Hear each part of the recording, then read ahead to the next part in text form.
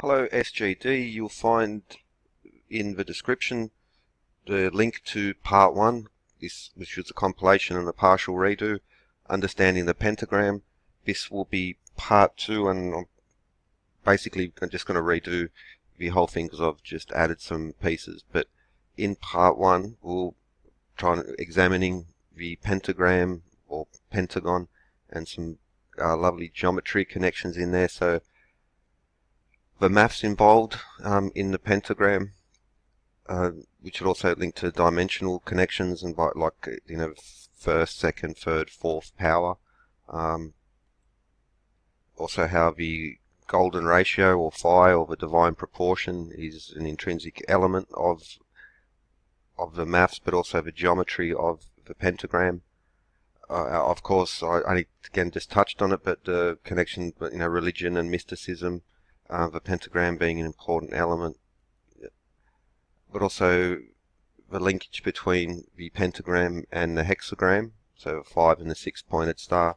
And for instance, the alchemists such as Paracelsus and others spoke of the macrocosm and the microcosm. There's also a drawing lesson in there, how to draw a perfect pentagram and hexagram lined up. And also to examine the there are some really nice links between the pentagram and the hexagram through these other connections we'll examine as well now. So this will be part 2, understanding the pentagram. We'll be much more now looking at weights and measure systems and how they connect to different elements. So I'll put links in the description, whether it's Thoth and Seshat in Egypt, gods of knowledge, mathematics, architecture, gods of weights and measure for ancient Egypt, or Hermes for the Greeks and Mercury for the Romans, the same thing, the god of connected with knowledge, and even the symbol of the caduceus still being used now as a emblem of mainly medicine, but science. And Nuar and Fuzi, I'll link because I've done some older videos, also compiled them together to find those elements. So in this episode we're looking at the connection between timekeeping systems and the pentagram, also temperature, systems of weights and systems of weights and measures. Now time is a system of measurement, and you can link that to measurements of length via the pendulum, but also horsepower, for instance, and the same lovely set, so measuring power is another feature, and also music. So the quadrivium, geometry, arithmetic, astronomy, and music, these are things that you can essentially measure or express mathematically, geometrically, and there are nice, again, connections to weights and measure systems. Also sun, earth and moon, and that will include a couple of references to natural time, so not timekeeping systems such as the 86,400 seconds, 24 hours per day, which is an ancient method, but also natural time such as the cycles of full moons, which are every 29.53 days on average, thus the 30-day month on average that we have. But that's natural time, and this is also nicely linked to what you might call design systems, so the second, minutes and hours. Okay, now let's begin with time. So in an earlier episode I spoke about the first, second, third and fourth dimensions and their connections to these what's intrinsic inside the pentagram. I actually wasn't a complete list either, because 108 and these other numbers would have come in there too. And it's often said the time is the fourth dimension, but what we have, like mathematically speaking, we have the first, second, third, or a straight line, a measure of length. Second dimension is area, third dimension is volume, and then we have the fourth, spatial dimension. And the mathematics of the first, second, third, fourth, even higher dimensions, not time is adjacent, maybe you call it, or parallel with them, but it is not the fourth dimension in that sense. But by the famed alchemists, occultists, researchers, inventors, architects, the concept of time was very important, and the study of time and ways of keeping was a very important, interesting one. You might, especially via the pendulum, and then of course the clockmakers. But looking at the pentagram, and in this pentagram that's pointing up, and then we have the inverted pentagram pointing down. But for the moment now, I mentioned the 6/5 ratio, where we have the edge length of the pentagon or pentagram is equal to the edge length of the hexagon or hexagram, which is linked to the seed of life, which emerges from the Vesica Pisces, which is literally book 1, proposition 1 of Euclid's Elements. And the geometry, small lowercase s, capital G geometry. It's the geometry is, by definition, you could say, depending on your viewpoint, sacred. I've said many times as well, but sacred geometry is my channel name because that's the word that has now become adopted to it. But that's a relatively modern term, not an ancient term. And if it was up to me, I would not have called it that, or would have called it something else. But the other names, such as the Euclidean geometry expressed in sacred architecture, just doesn't roll off the tongue as good as sacred geometry. But you could drop the sacred and just say the geometry, and without the geometry, then it's just nothing really. But we'll connect it with, because all the John D. Dürer, Albrecht Dürer, and all these other guys, which are big names in sacred geometry, occultism, hermeticism, they were all geometricians. They were all practicing, teaching geometry at some level, and so that's why it's so important to get a grasp on the geometry. And so there we see how the seed of life, the 6-pointed star. Now we'll be connecting that, because how to draw a clock using some really basic, simple geometry, which you can also use to draw a zodiac or even a circular calendar, dividing up into 12. But that will be nice, because now we're going to speak about time connections and in regards to the pentagram. And in the first episode, I showed how to draw a perfect pentagon / pentagram and hexagon, and just quickly went over the seed of life, which you can use to do the divisions of 6, 12, and 12. And now I'll include a section. So if you've got your compass and straight edge, you can follow along, and we're basically going to draw a clock or a zodiac or a circular calendar as well. But it's because of a 360-degree compass or protractor. The geometry inherent in the seed of life or hexagon has the same set of connections what the pentagram has with time as well, and so even nicer in a sense. But so if you've got your compass and straight edge, we'll do a drawing exercise before we go into the pentagram itself.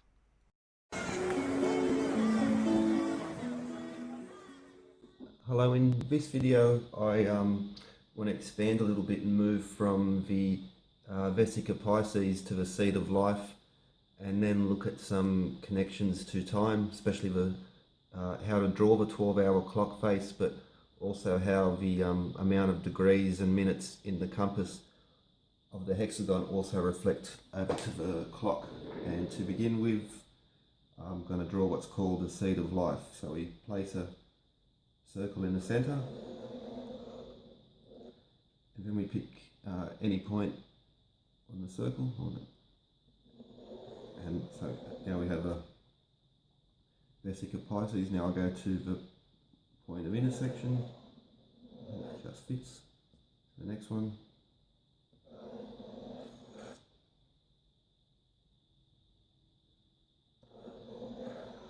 now we can start to see this sort of six-petal flower arrangement.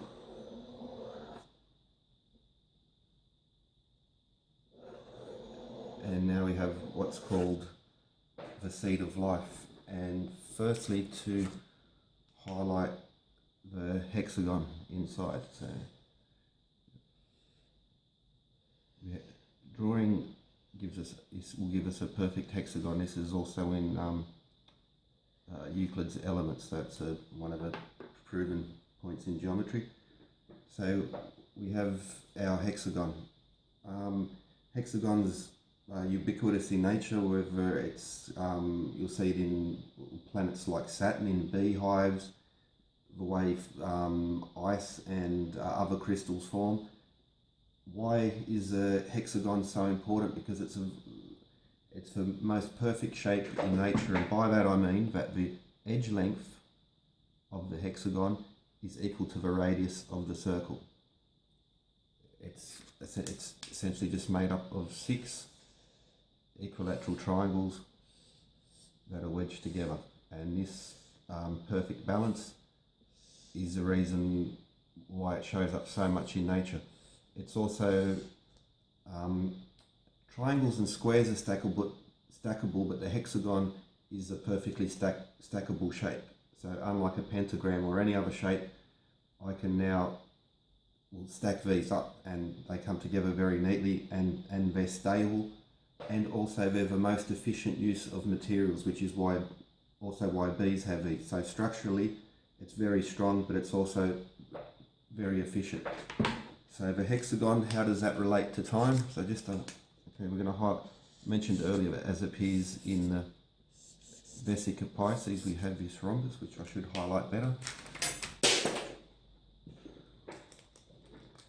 So the rhombus formed by the Vesica Pisces, there are 3 of them that make up the hexagon, 1, 2, and the 3rd. And we also showed that the interior angle there is 120 degrees, therefore the exterior is 240 degrees in the hexagon. 6 sides, okay, so 120 degrees times 6 equals 720. 720 minutes per AM or PM. So every 12 hours we have 720 minutes, the 12-hour clock face. The exterior is 240 times 6 equals 1440. 1440 minutes per day, per 24 hours. So that's a first nice little reference to time there. Okay, and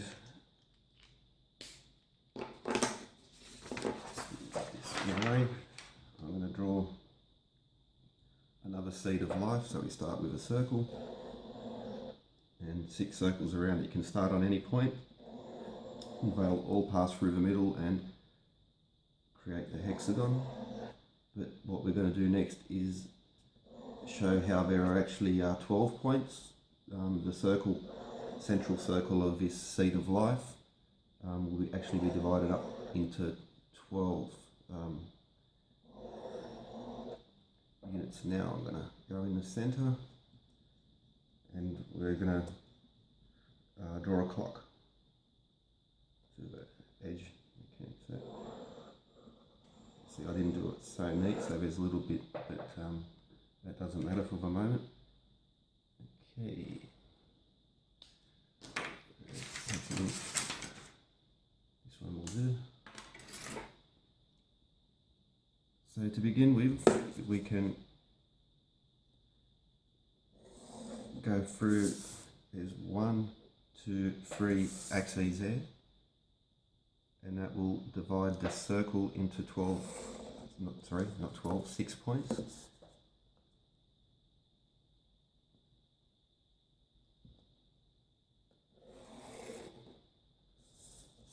So we're seeing our hexagon form there. It's been divided into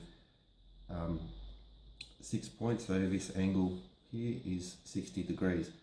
But you'll notice 1, 2, 3, 4, 5, 6, and we can now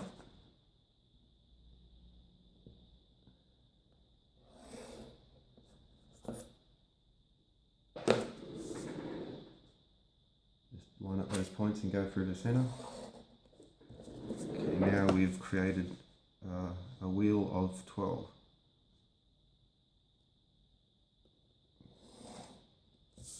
So we have 12, 1, 2, 3, 4, 5, 6, 7, 8, 9, 10, and 11. So here we have our clock.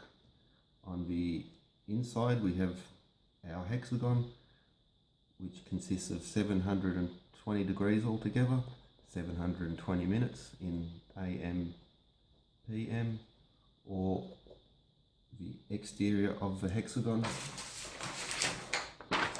is 240 degrees, 240 times 6, 1440, 1440 minutes per second.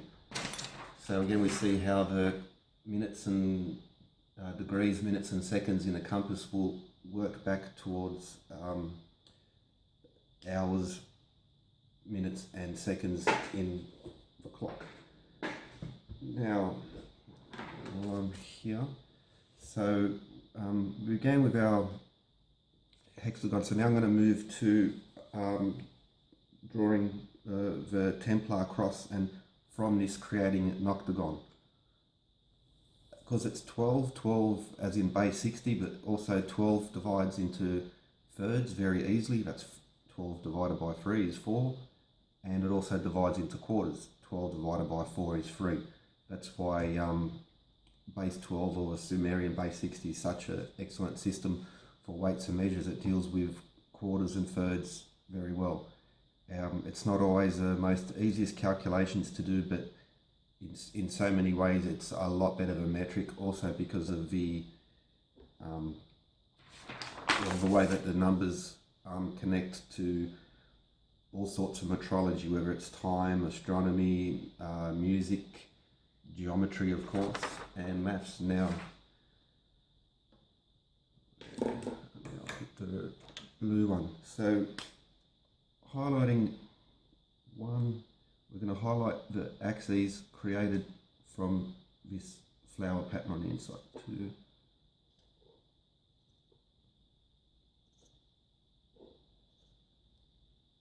and with that I'm going to start with 1, doesn't really matter which, and then I'm going to ignore, so I'm going to go from 9 to 1.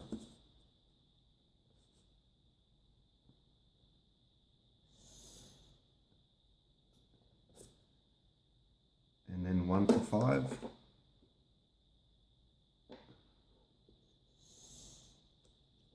And 5 back to 9. So we've created an equilateral triangle. And if we use the remaining 3, 7, 11 and 3, you now create a 6-pointed star, a hexagram, better known as the Star of David. But of course that predates that whole period in history by many thousands of years, so it's been usurped, I would say. So now we have a 6-pointed star. Now with the remaining 6 points, I'll highlight. So 12, 10, 8, 6, 4, 2. So I'm going to follow the same rule again, start at also you can see how these lines pass through the points created by the 6-pointed star. But so I'm going to start at 6 and then to 10. Remember we skip 1. So from 6 to 10, 10 to 2, clock people into their clocks might get an idea of 10 to 2. Or 10 minutes past 10, a couple of minutes short, but anyway. Okay, so we have our first red triangle with 1, 2, 3, so 4, 8 and 12. We're going to create another triangle.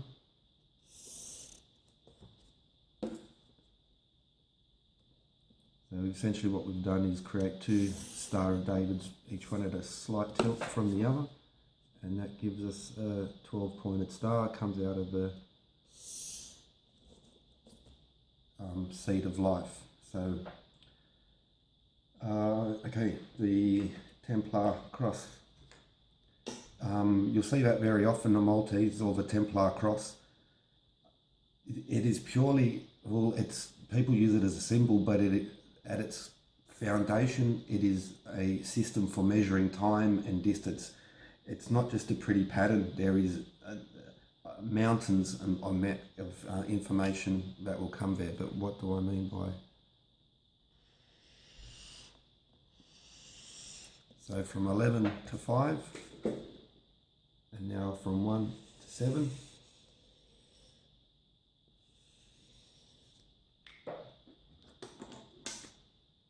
And now from 10 to 4. And from 8 to 2. And here we have how this 12-star pattern creates the 8-pointed star pattern of the Maltese / Templar Cross. It's really a Maltese cross. Templar Cross is made from a 24-pointed star, but you know, names is names. The construction is what's important here. Also, what you can extract from here is we have so I want to this point, this point, this point, and this point. When you create a 12-pointed star, you also create a series of squares. Now, use your mind's eye a little bit, but if I tilt that, it's a series inside here. So this, we see this square here, but this is only one. So as you can rotate that around, and there's a series in there. So we have squares from the hexagon, which is equilateral triangle, emerges the hexagon, seed of life. From that 6-pointed star pattern, we get the 12-pointed star pattern. In here consists of several squares, so we can draw perfect squares as a template. But we also get points that create an octagon, but I'll do that for another episode. And yeah, okay, so time, geometry, the 360-degree compass and base 60 measuring systems. They all, as with earlier episodes of, again, 144 is a repeating number, but in the metrology, symbology,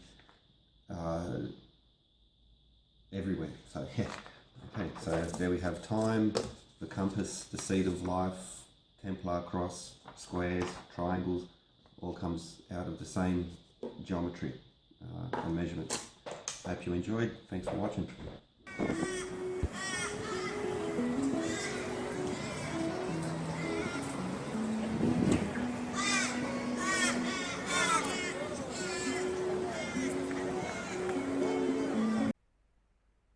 When it comes to geometry, not just the pentagram, not just the hexagram, even squares and triangles or octagons and so forth, there's a lovely system, quite an ancient one, and that goes back to the division of the circle into 360 degrees, and that would also apply to timekeeping, for instance 60 seconds per minute, 60 minutes per hour, and 24 hours per day.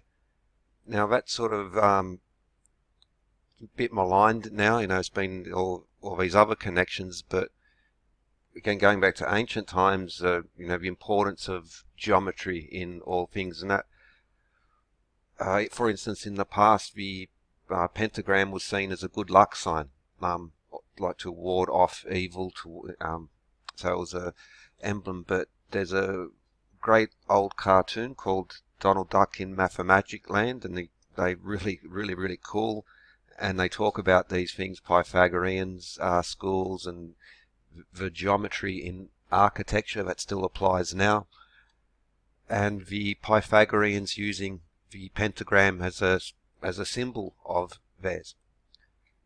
And when it comes to the quotes connected to Pythagoras, whether it's sort of real or been applied later, but for instance, number is a ruler of forms and ideas and the cause of gods and demons. So there's also a, like for instance, all is number is sort of quote that's been attributed to the Pythagorean schools as well, this concept of importance of number and geometry. Of course, Pythagorean theorem, and the geometry connected to that, Platonic solids. So you have these ancient schools, often almost like in a Da Vinci Code type of way, these secret societies that are sometimes referred to as number cults, that they, embedded in number, that there is a much deeper meaning or purpose, but that's neither really here or there. It's that this has been passed on. So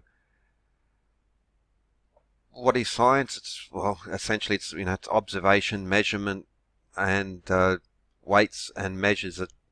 Again, just a common theme throughout all the videos I put up, because it's the importance of this in a very practical way, in the economy, in the legal system, and this is part of an ancient legacy. So we measure angles, and philosophical, so that's to measure direction as well, as with a compass.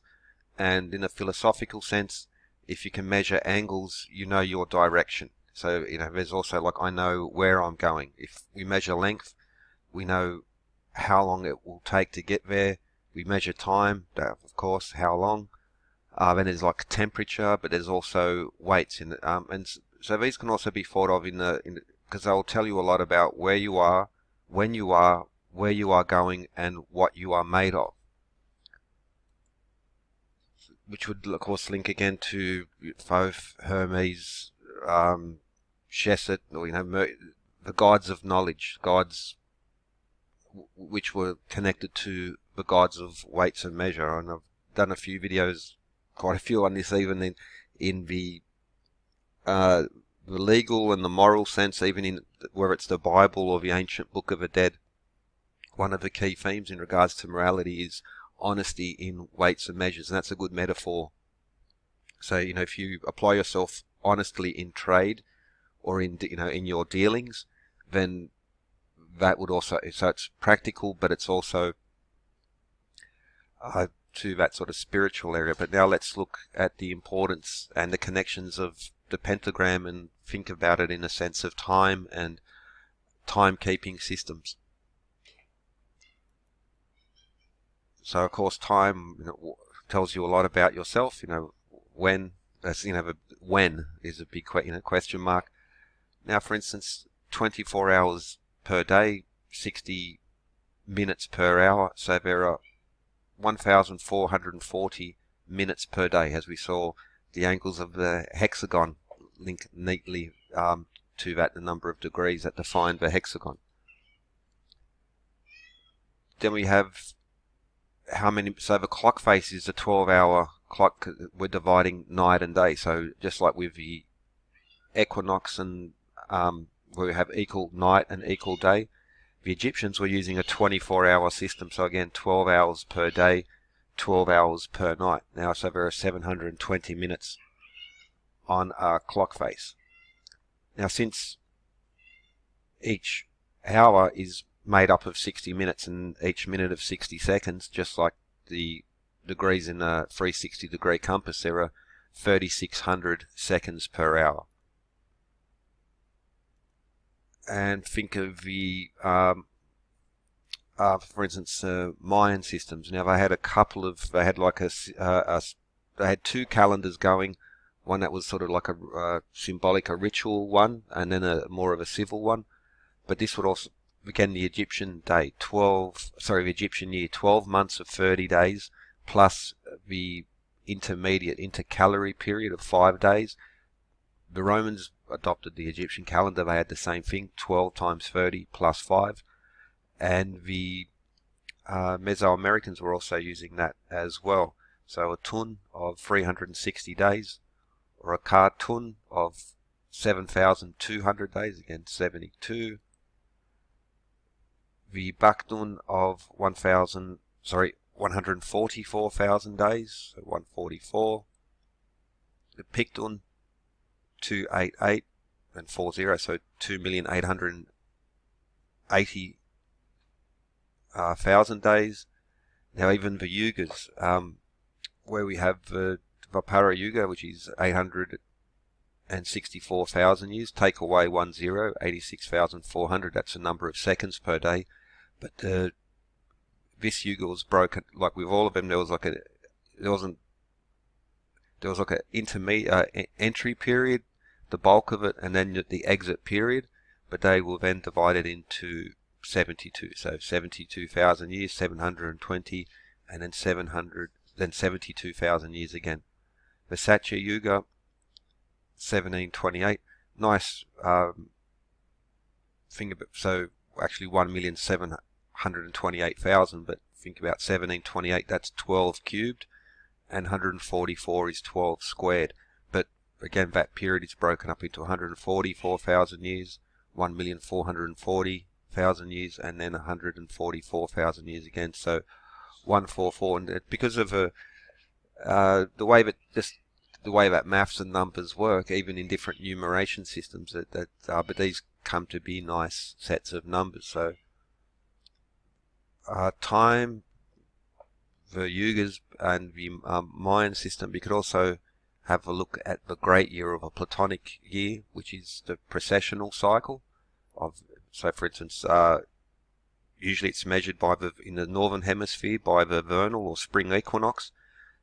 As the sun rises, the stars which it rises into, or which constellation defines that. So, for the last roughly 2,000 years, the sun on the vernal equinox has risen with Pisces in the background, and we're now right in this middle period where we're leaving Pisces and entering the age of Aquarius. So for the next about 2,000 years, the sun will be rising on the spring equinox in Aquarius.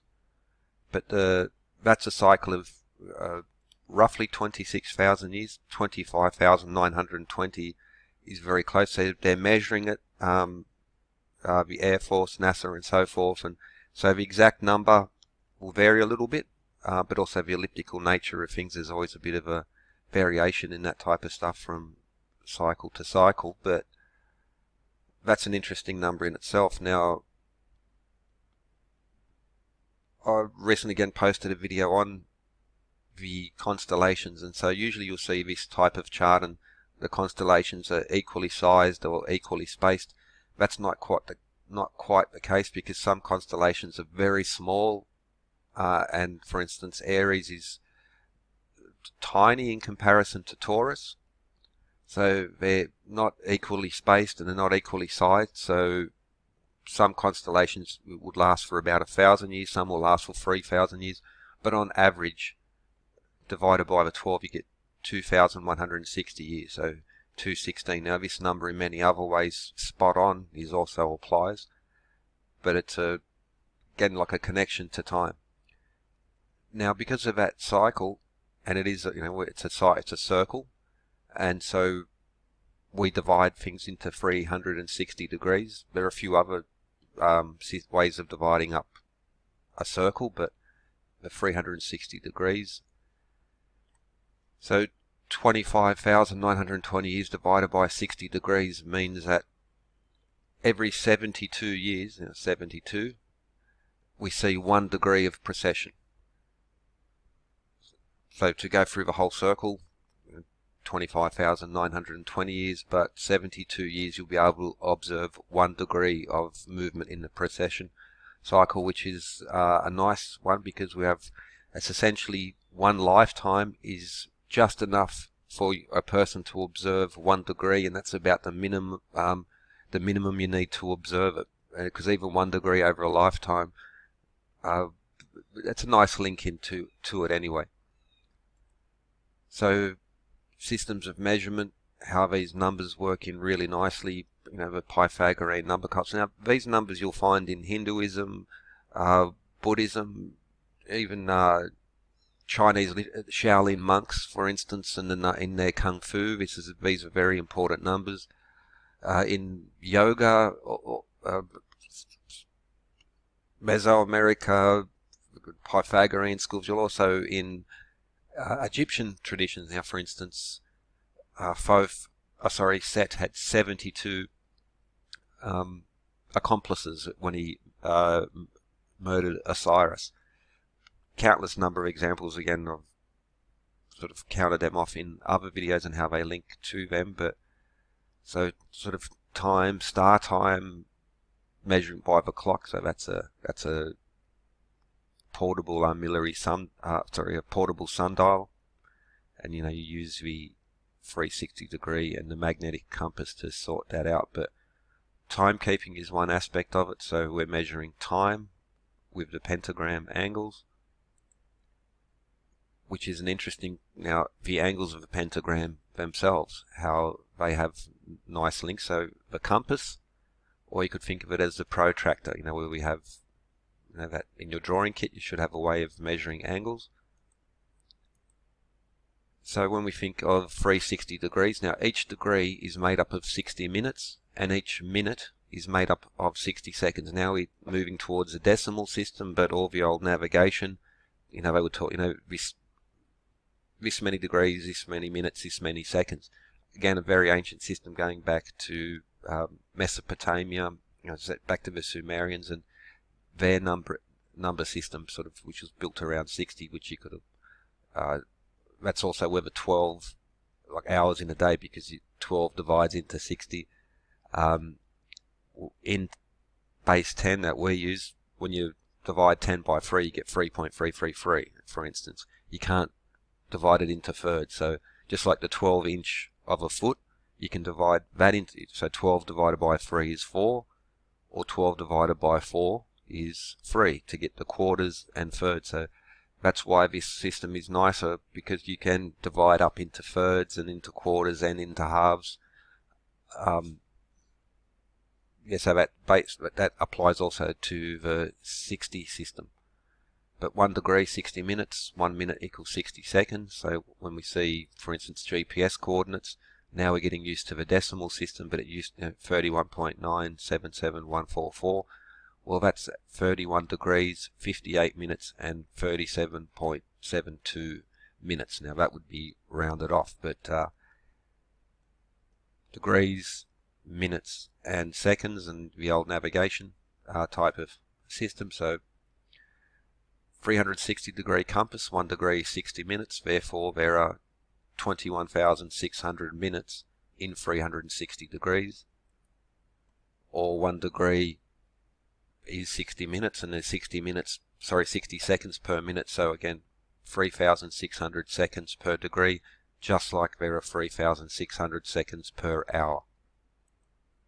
And there's angles of the pentagram. Now let's look at temperature scales and how inside these, what breaks up the defining angles of a pentagram, and also that 33, 153, 273, which I showed in the first episode. So if you haven't seen that, it'll probably make more sense to watch part 1 before we carry on. So temperature and the pentagram. Again, weights and measures, it's not just measuring weight or measuring length, measuring time, even pressure, power. These all are very, very important. And again, lovely system. It just sort of corresponds. Now, the average body temperature is between 36 to 37. We have to. This is an average now, because again, things change, but as a rule of thumb, 36 degrees would be a good way to think about it. So again, with these numbers, memorizing multiple elements, and then we have our average room temperature. Again, this is an average. It's not written in hard in stone, because people have preferences. Again, different regions will have different temperatures, but at 72 degrees Fahrenheit, that's generally considered room temperature. It can vary slightly, so again, that is a an average and a preference. And now the average temperature of the Earth, 288 Kelvin. Again, this is an average temperature, and of course there's so much very political to talk about Earth temperatures, but again, you can sort of check for yourself. 288 will give you this average Earth temperature, so 288. And let's look at 273. Now, here I have the equatorial average temperature, 293 Kelvin. There's 288. And again, average equatorial temperature, because the average Earth temperature would include the poles. But the surface temperature of the Sun, I've set it at exactly 5,500 degrees. So I could have fiddled a little bit to get 288 Kelvin to the temperature of the surface of the Sun.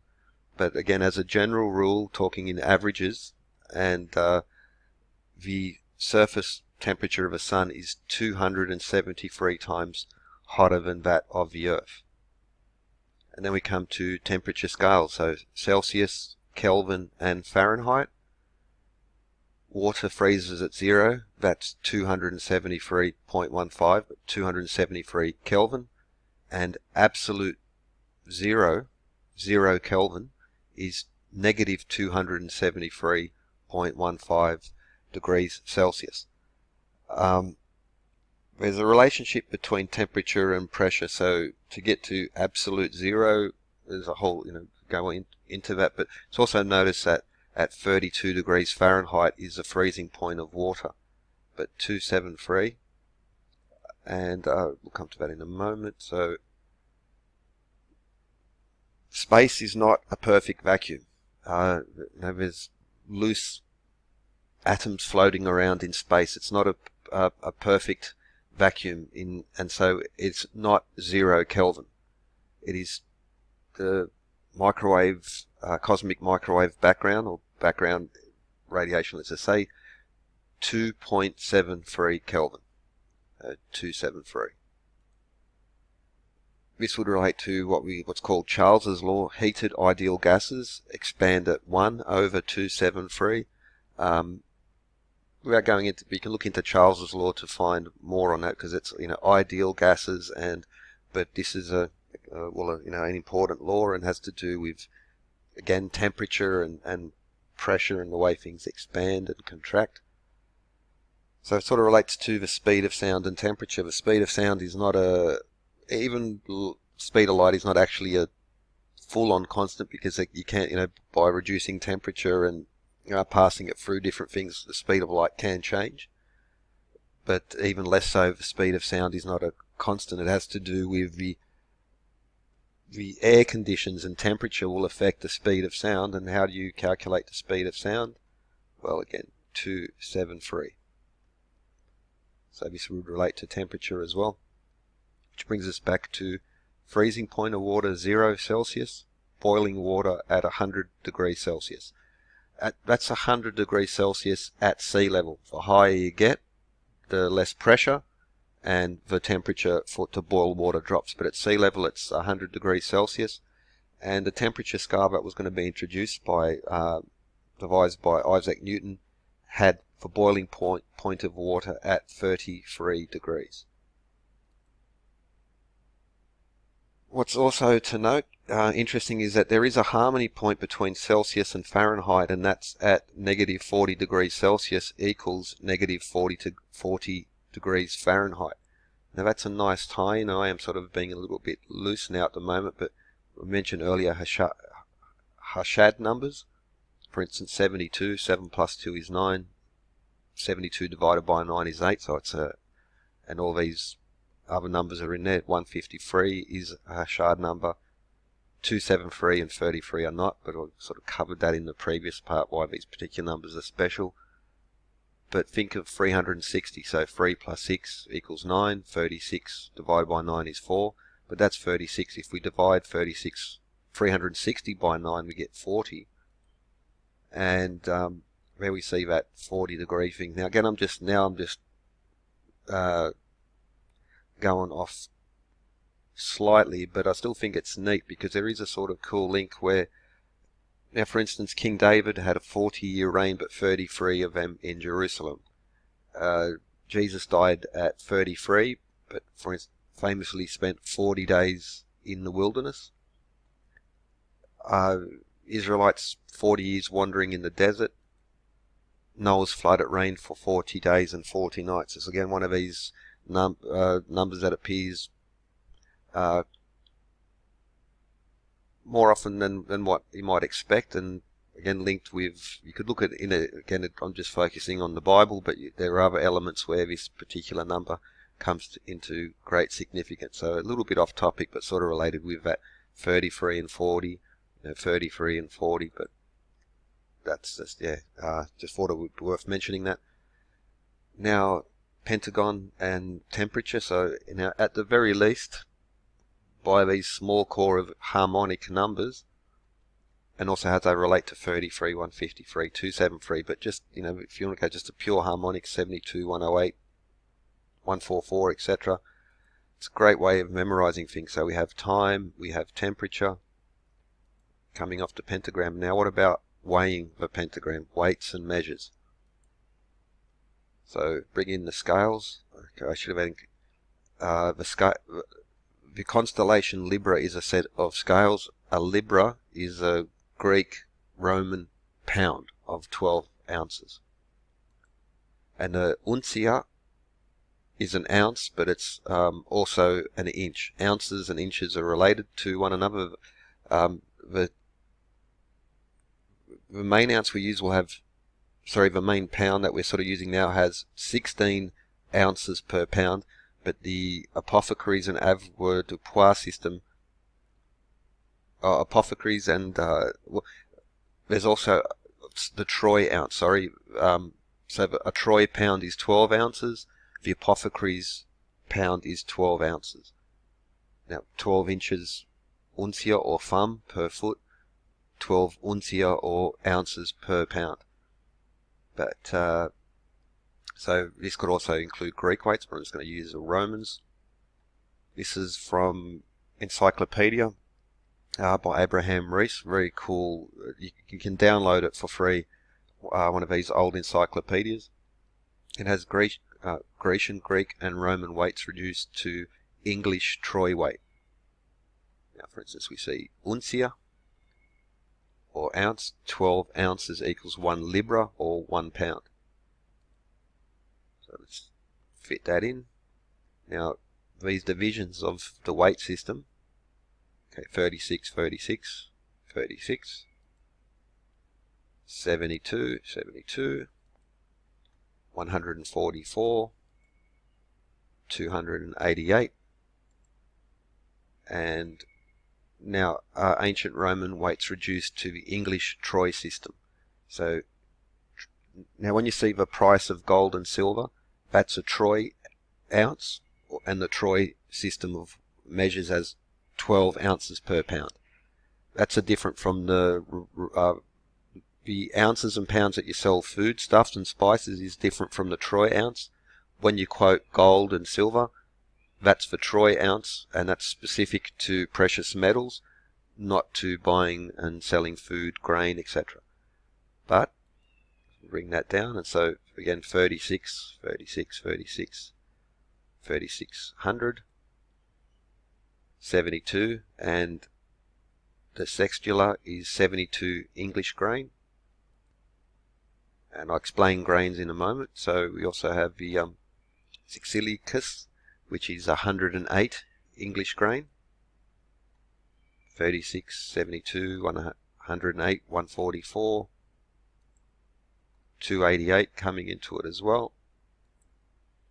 Now, when we think of grains, well, this is important to weights and to measures, and again these particular lovely numbers. So you can divide all of these by 12, by 9, and again you can sort of cut them into thirds and into quarters. Now, for instance, 1 ounce of silver or gold is a troy ounce, and a troy ounce is defined as 480 grains. So they would, as a standard back in the day, because grains had a specific size and weight, pretty much equal. Now, from year to year, the harvest will change, but especially back then there were less varieties, so this was a good, everyone's grain was essentially the same size and the same weight. But of course there would be an official office where this was defined. But even just as a rule of thumb, so the term rule of thumb is a good way to define an inch. The width of your thumb is an inch as a rule of thumb. Of course they all vary slightly, but as a good average. So weight systems are defined, and even still now when they talk about gunpowder, grains, this particular cartridge is packed with this many grain. So that still happens now, but it's not as popular anymore now. That's grains as a weight, but also grains were used to define measurement. Now, a rule of thumb is an inch, okay, but a barley corn, 3 barley corn from tip to tip, was the old system of finding an inch. 1 inch was a barley corn. And these were sort of written into the laws as well, again, because less varieties, so the grain was more standardized. Now that's sort of a nice link, because we go back to the Old English florin, which was defined as 108 grains, and its value was set at 72 pence.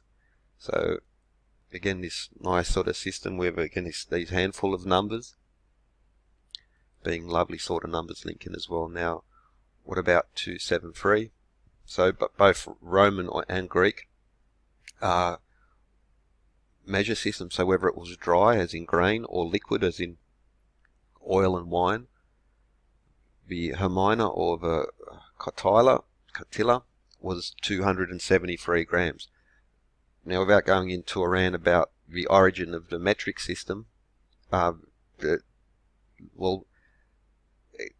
still 200, so that turns out to be 10 Roman Greek ounces. The Roman or the Greek ounce, and if you look up Roman ounces, I'm speaking about in Rome.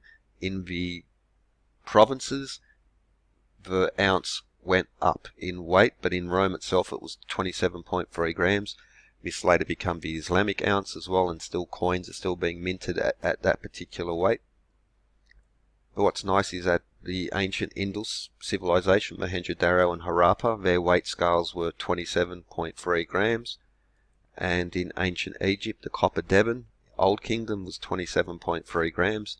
The Indus and the Egyptian were using the same system of weights many centuries before they were officially engaged in trade as well. That's a nice little point. But this particular, pieces of 8, as in the pirates, now that was the doubloon, 27.3 grams, but back then that was 8 real or 8 cob. That's where the term 2 bits comes from. The American quarter coin, a $quarter is 2 bits, 2 cob, or 2 bits of this pieces of 8 coin is, so that's a $quarter, because in the old days you could cut coins up and divide them up, for instance. So that's where these terms come from, and even the original American silver dollar you'll find to be 27.3 grams. But these systems come in very nicely, and so that's weighing the pentagram. By looking at the pentagram, we've examined the angles, time, temperature, and weights, but let's now have a look at measuring length and connections therein. Now we divide now I've got the inverted pentagram including, so measuring length. Now the foot, 12 inches per foot is the, most people would think of it in that way, and it's correct.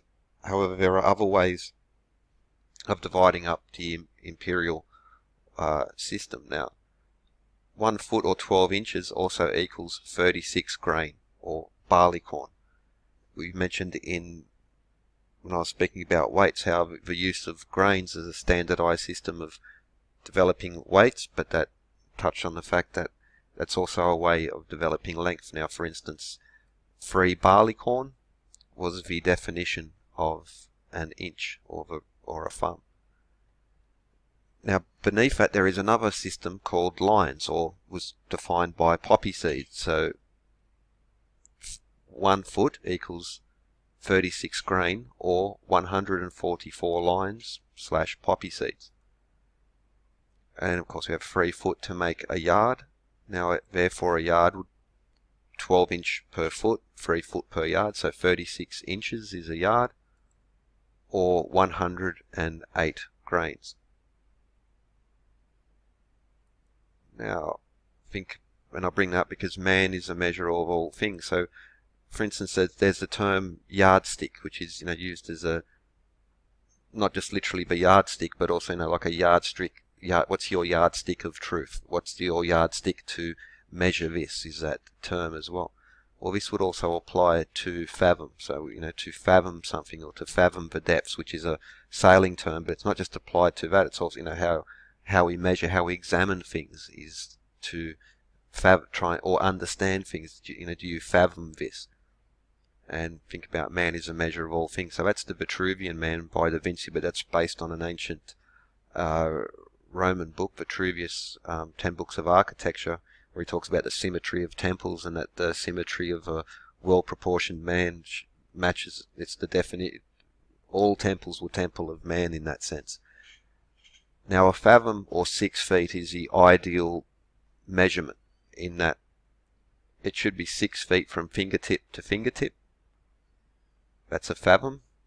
Or from bottom of your foot to the top of your head is 1 fathom. So that's a good, extend your arms out, and the width from fingertip to fingertip should be or very close to your height. But a fathom of 6 feet, that's 72 inches, or 216 grains barleycorn. So there's a nice way where these same numbers come in to bring these various systems together. So measuring length, time, temperature, weights, and angles. We can take it a little bit further, and let's look at Hermeticism, Hermes, Thoth, Seshat, Nuafuzi, guides of knowledge, science, guides of weights and measure, geometry. So we got time, we have weight, and we have length. And so just like speed is a measure of length and time, there's also a measurement of power. And so what's the power going on? So horsepower. Now, most people would think 1 horsepower is the power of 1 horse. No, actually a horse has, depending on the horse of course, Mr. Ed, there's about 15. A normal horse would actually produce about 15 horsepower. But where does that come from? So 1 horsepower is defined as raising 330 pounds of coal 100 feet in a minute, or 33 pounds of coal 1,000 feet in a minute, or 1,000 pounds 33 feet in a minute. So again, that 33 connection in there, because again in part 1 we looked at that geometry and the many links that bring these together. So technically speaking, the 33, 153, and 273, which I have a clearer shot. Well, again, that was sort of in part 1, but there's nice stuff going on there. And so that's measuring the power of the pentagram. So there's also one more, a couple more elements to go. But again, with concept of weights and measures, knowledge, ancient science, ancient architectural practices, spiritual, like for instance the Pythagorean sort of the number cults at Platonic academies, and this concept that number and geometry, or the quadrivium, arithmetic, geometry, astronomy, and music are all linked. And music is also something mathematical, geometric, and that can be measured, and therefore it will also link nicely to astronomy. And so the next part will be looking at music and also at astronomy, especially sun, earth, and moon. Now let's examine the pentagram in terms of music, and think firstly of the quadrivium. Geometry, arithmetic, music, and astronomy, but these things will link together. And again, music is something that can be measured and has a geometry to it. Now, for instance, a sundial there, but we know we have measuring angles, but we're measuring time. By measuring length, you can create a pendulum to create a timepiece, but also have a straight edge with geometry to create this 6 and 5 ratio, or compass and straight edge geometry, Euclidean geometry as it's called. And consider this quote: music is geometry in time. This is a very old concept because we can find that it going back. Music is liquid architecture. Architecture is frozen music. So these ancient architects, for instance, the pyramids and the Parthenon, were working in these very simple but beautiful geometries that, as you explore them, you find much more in the concept of, I'll mention Vitruvius again, but literally the ancients were talking about these principles of geometry, proportion, man is a measure of all things, and musical applications to architecture. And that's still happening now in Hermetic architecture, where places such as Grand Central Terminal in New York, with all the Hermetic references, all the measures, includes a whispering gallery, and that's something that these architects have been doing for a long, long time, and just as along with this esoteric, initiate, or occult hidden systems built in there, and it's just it's written down, it can be measured, you can see it applied, but there is a, I don't know why, a tendency to anything that's in this area that it's somehow spooky or imagined, but the fact is it's not, because you can find it in the past. The same books such as Vitruvius and then Pelagia, which are so much of an inspiration for the later periods, it's all in there. But think of a pentagram. Now I have the inverted pentagram as well, and that divides up nicely. Now Rene Descartes, famous for quoting "I think, therefore I am," more remembered generally as a philosopher. But back in the day, a philosopher, natural philosophy was, science back in the past. But he was also a mathematician, geometrician, did a lot, wrote back and forth with Leibniz, for instance. And even this X, Y, and Z, that's Descartes, Cartesian coordinates. That's where this comes from. But amongst his works is a compendium on music. Now, so,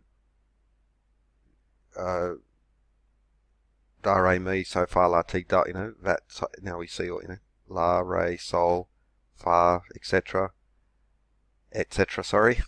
Now what's also interesting is this division, and if we look at that, so we have C 360, D 324, E 288. Your typical harmonics, I did a recent video, older one, but then just recently I put up a compilation looking at the harmonic series and how it applies, to time, weight, measure, and all that as well. So you can approach it through that more traditional, I wouldn't say traditional, like the more well-known harmonic numbers, or the way that they're arranged.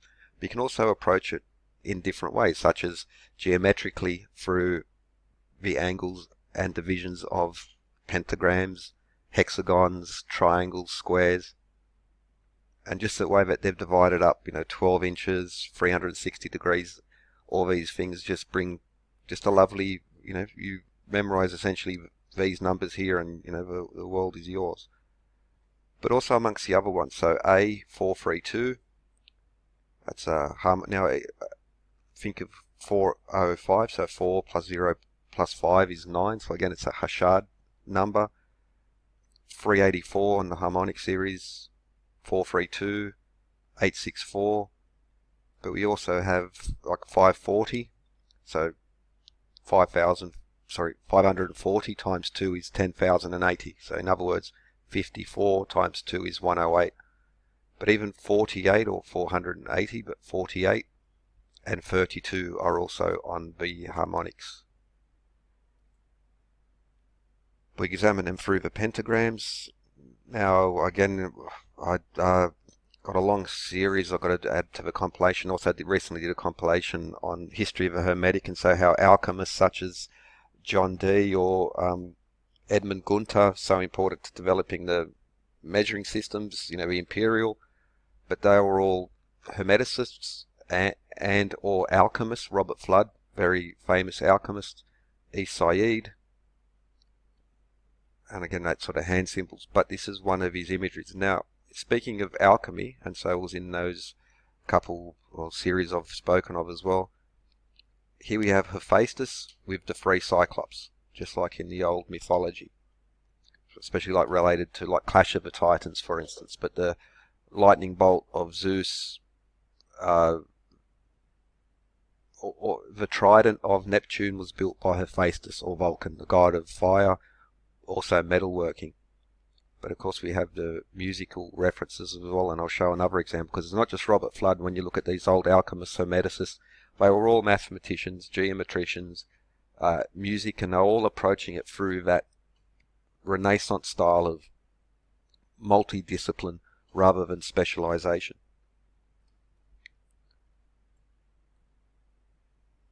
Music again, music, but focusing on this portion here.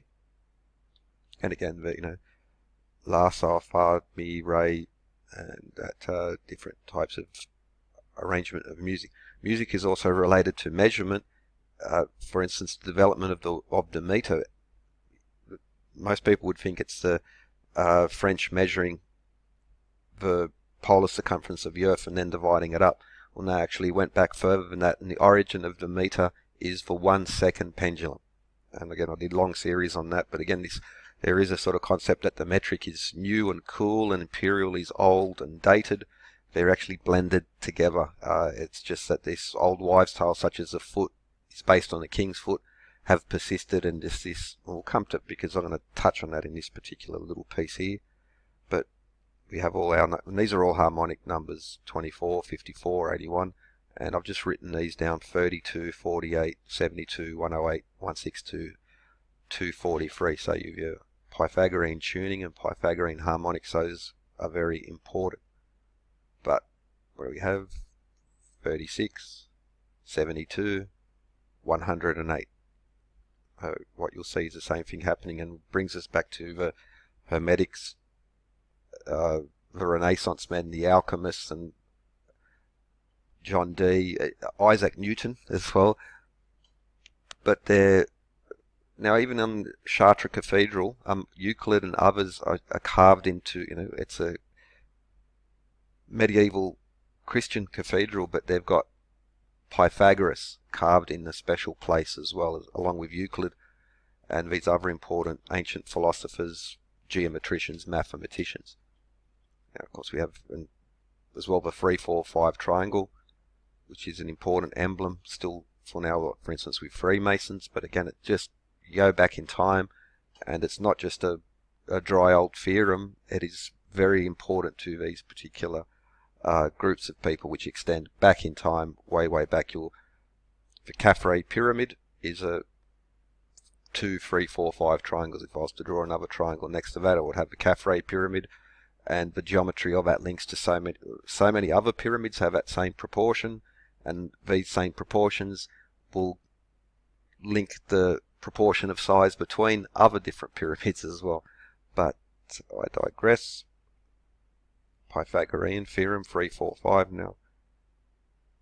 288, 216, 288, 360. Now we'll come into this, but because we've divided into fifths, so 216 is the third, 288 is the fourth, and 360 is the fifth. But there's more to that than this, so just sort of showing the concept. I'll link these videos as well. The octave tuning intervals, circles of fifth proportion space creator did this compilation, and if got a lot of great demonstrations of how musical tuning systems developed from Pythagoras. And I'll also put this one, Pythagorean hammers, music of the spheres, harmonics and Bodes Law, because that same geometry and proportions of Pythagorean hammers, which led to our essentially our still used today modern methods of tuning and creating musical modes, is actually also related to the geometry which was called Bodes Law, which is based on the basic of what the vesica and the seed of life, and building out and that will give you the distance between the planets as well. Very simple, beautiful geometry. There was another quote by Pythagoras. There is, now I forget exactly, but there is music, there is geometry in the humming of the strings, there is music in the spacing of the spheres as well, which is nice. But so when I originally put up this pentagram series, it's some like back and forth with Space Creator Band. He said, for months I've been pondering on the double pentagon mystery, that two pentagrams, one up and one down. No luck. Then I saw your comment yesterday and meditated on it for a few hours and got it. Instead of looking at one small area, for instance, the bottom 216, 180, 180 or 144, there being those on the as pentagon angles, pentagram, being the 25 to 24 global converter, I finally saw the pattern for the whole thing when going from 0 to 360, or actually decreasing in relative proportion, which is the exact same as the harmonic overtone series. And they both go wonky at step or note 7. And then how it also, so I'm using the pentagon and touching on the hexagon, but triangles, squares have the same essence of the way that the angles divide up with the 360-degree compass protractor to lead to lovely connections. Now, let's focus for a moment on this 25-24 global converter. Music is geometry in time. Architecture is frozen music. This will come in very important because going back even further, when I did videos, like for instance, looking at things like Masonic tracing boards, but also major public buildings, the US Capitol building, the Supreme Court, but also St. Paul's in London, going all the way back to Greco-Roman architecture such as the Pantheon or the Parthenon or the Colosseum. And what they have is Doric, Ionic and Corinthian columns. And, well, amongst the musical modes are also Ionian and Dorian, which is just another way of saying Doric and Ionic. And the way that these measures convert. So common Greek foot, which again is the English foot, 48 common feet equals 45 Doric equals 50 Ionic. So we have a 24 to 25 ratio. And we'll come to this in a moment, but the Mycenaean Greek and Roman scale has applied to both of these will apply to a Parthenon, 24 to 25. But I was looking at Doric Ionic columns, but the systems of the Doric and Ionic foot, and these inherent proportions, and music's my weakest point. And so what Space Creator noticed was that, for instance, the Doric and Ionic, their proportions in measurement are the same proportions between the Dorian and the Ionian scales. Now, this is said, these scales are said to have come from around about the time of Curtius, so let's say about 1600s, and the Doric and Ionian or Ionic measure systems were only sort of recently rediscovered. But it just points to the fact that these old hermeticists, occultists, alchemists knew this, and it's just been hidden in plain sight in all the major public buildings across time, going all the way back to the ancients. Not just Greco-Roman architecture, but we find the same things even in Indian temples, surprisingly in Mayan temples to a lesser extent. I haven't studied them as in depth, but also the pyramids. The geometry is all there, and the principle of having multiple sets of measure converting together is also there. So you can say, well, the Egyptians didn't have Doric and Ionic and these other things. Well, chicken or the egg thing, but the fact is that these various measure systems do converge at the holy of holy of architectures based on this geometry. It's just there to be measured and observed. Speaking of architecture being music frozen, let's look at the Parthenon, because it's one of the most famous of these types of temples, and it's one of the most studied. And there are a lot. I did a whole series on that 3 years ago, something. But the connections therein and how these concepts link. So, firstly, we have what's called Doric columns. But the Parthenon's not actually. There were three schools of Greek architecture. Doric, Ionic, and Corinthian, and the Romans introduced 2 others. So there were 5 Roman, but let's think of the 3 Greek, because it's connections to modern esoteric symbolism as well. So there's a column of the Parthenon. It's a Doric column, and we go back to the earliest of the Greek temples, such as a Temple of Apollo at Corinth, and we have the same type of architecture. Now, the proportions, so the width to the height of Doric evolved over time. We could go into the Etruscans and column as well, because there's that the Tuscan column, but essentially it's the same. It's a very simple column with a very simple piece at the top. These are said to have evolved from the much older, so before they built in stone, the Greeks and the people of this era were building with timber, and so that these columns just are timber, and that's the evolution of those. So this is a Doric temple, and built, but the Parthenon has Doric columns, but the column doesn't define the style of architecture, and because the Parthenon has Doric columns, but it's not strictly part of built on the Doric concept. I mean, it's Doric architecture. Temple of Hera, and we see again with some of these very old Greek temples. Now, this is actually in Italy, but it was the Greek colonies that were there. So it's a Doric style, and we have a Doric column. We also have these portions on the top, so they're called triglyphs, and the piece in between is a metope. But we have triglyphs, and then we have undecorated. There's no decorations there. So a strict Doric order architecture has Doric columns, but also the way it's decorated defines what it is. So metope, and then a triglyph, but no decoration there in the middle. So we come back to the Parthenon. So although it does have Doric columns, note that the metopes have these decorations in there, and you can still see where the pediment, that triangle at the top, still has a piece of the sculpture left over, so it was decorated. So Doric column, but built on the features of Ionic architecture. There's a reconstruction of the Parthenon, including all these bits and pieces on the. But again, you can see it was much highly decorated with a lot of sculpture there on the pediment, along the metopes, but also inside. For instance, the Elgin marbles was another Simpsons reference. So the Parthenon has Doric features, but it's really an Ionic column in that sense, even though there's no Ionic column. Now, we look at a Freemason tracing board, you'll see it in other esoteric groups as well. So we have a Doric column, a Corinthian column, and in the middle we have an Ionic. We see those swirls there.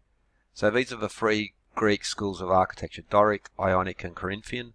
Corinthian's important, but not for the purposes of this video. We'll be looking at Doric and Ionic. Doric first, then Ionic, and then the Corinthian was developed. So it's these 2 types of pillars. So that swirl there, Doric is a male, Ionic is a female, and the swirls are said to represent the simple beauty, the simple hairstyle of a woman, as where the Corinthian represented the maiden. And so back in the day, if you had a young lady of marriage age, she would be similar, like in that they would be much more much more elaborate hairstyle, more elaborate to trying to make the daughter more appealing. So that's the Acropolis. This is a model from the Nicholson Museum. But so we have the Parthenon, but we also have these other sort of side temples as well, and we can have a look at those because there's a temple of Nike Athena, but it has, firstly, notice the decorations, but also the Ionic columns. So with those swirls.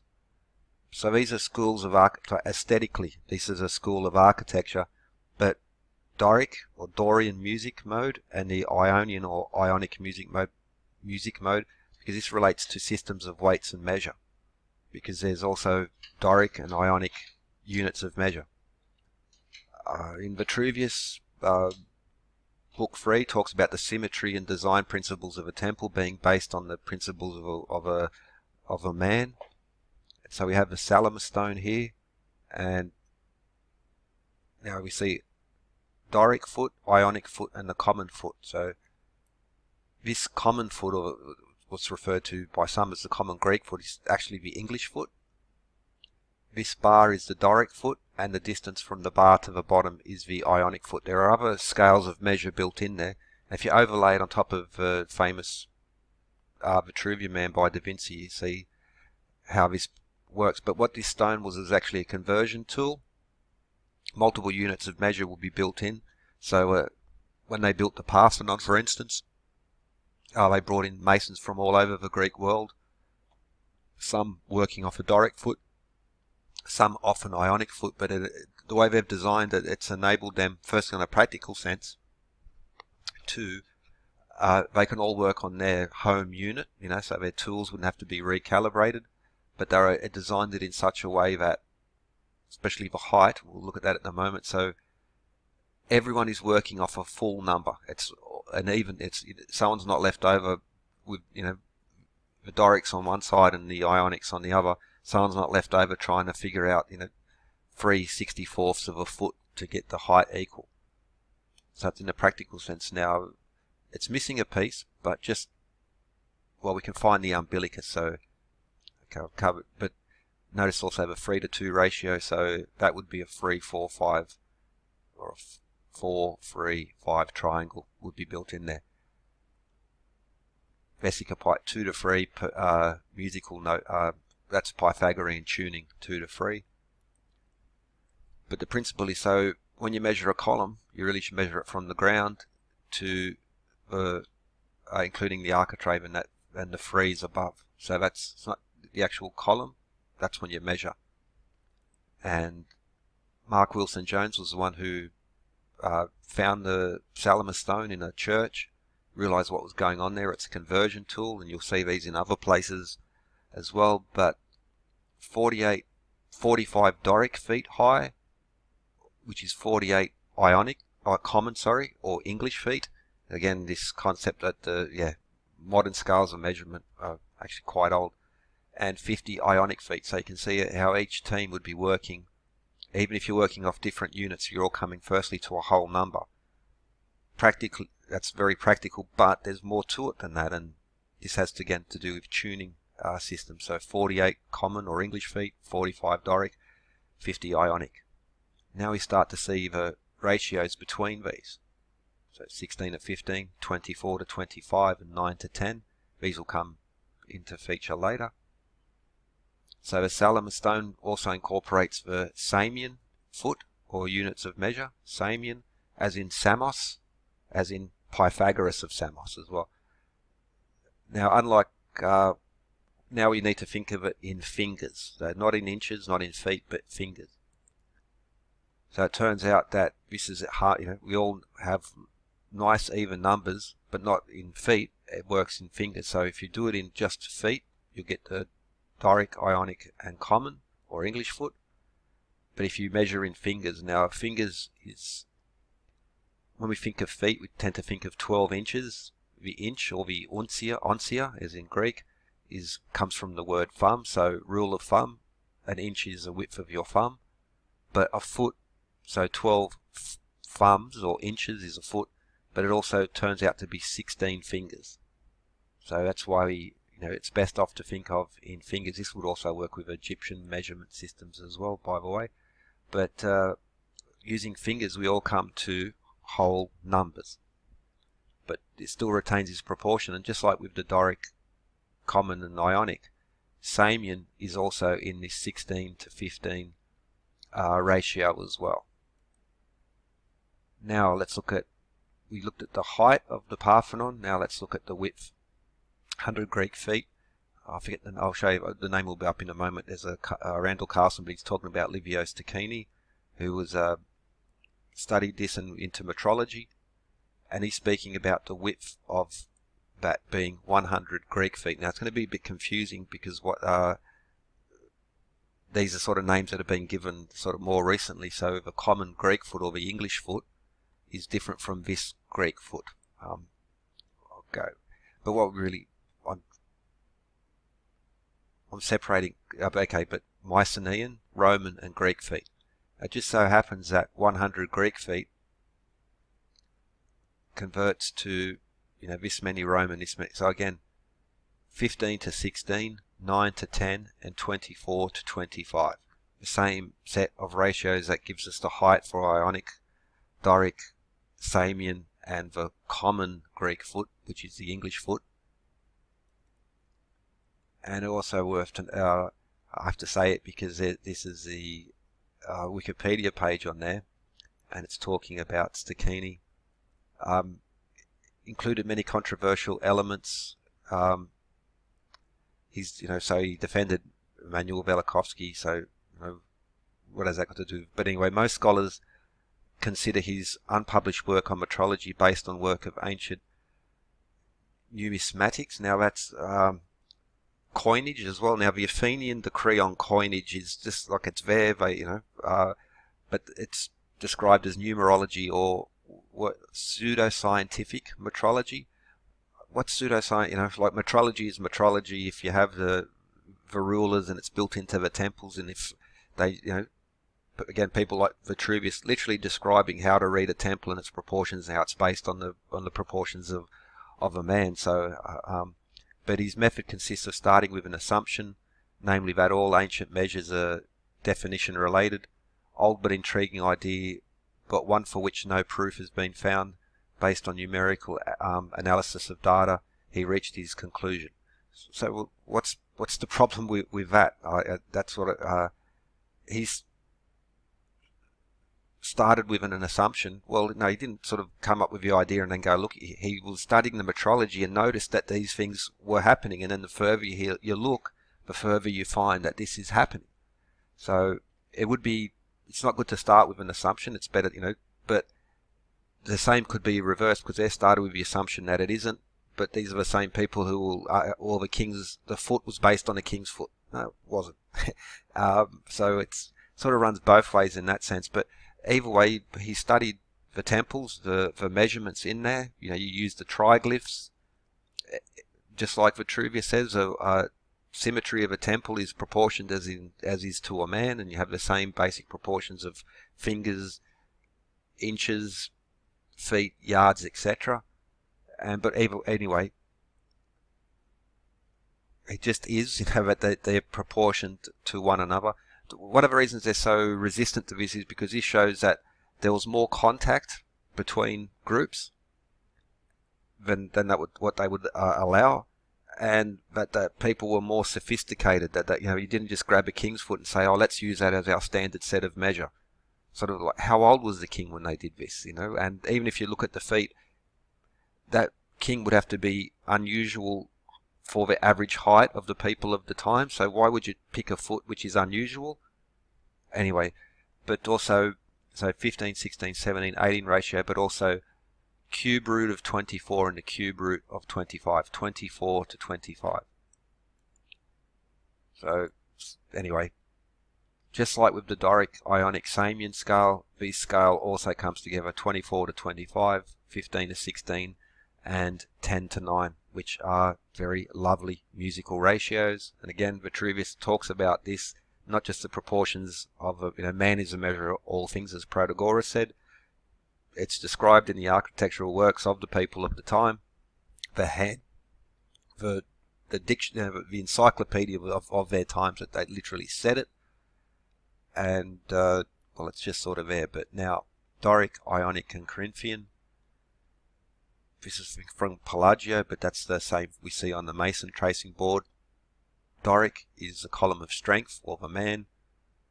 Ionic is the column of wisdom, or the woman with the simple hairstyle. And Corinthian is the column of beauty, of the maiden or the virgin who has the more detailed hairstyle.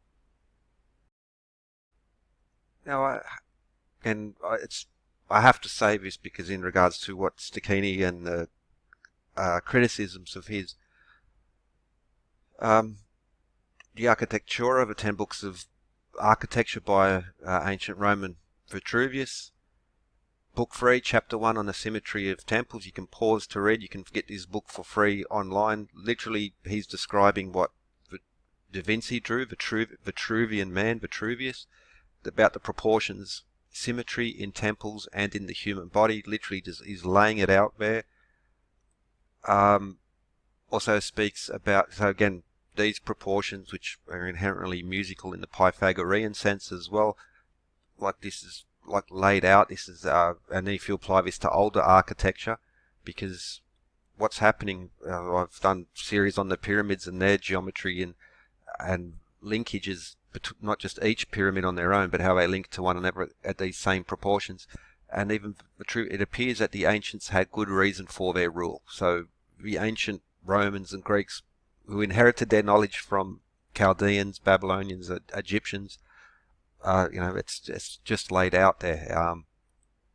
Now in Book 5, Chapter 3, again starts talking about acoustics in the temple, and you can just read again. It's free to download if you're into ancient history or architecture and you haven't read Vitruvius. Why not?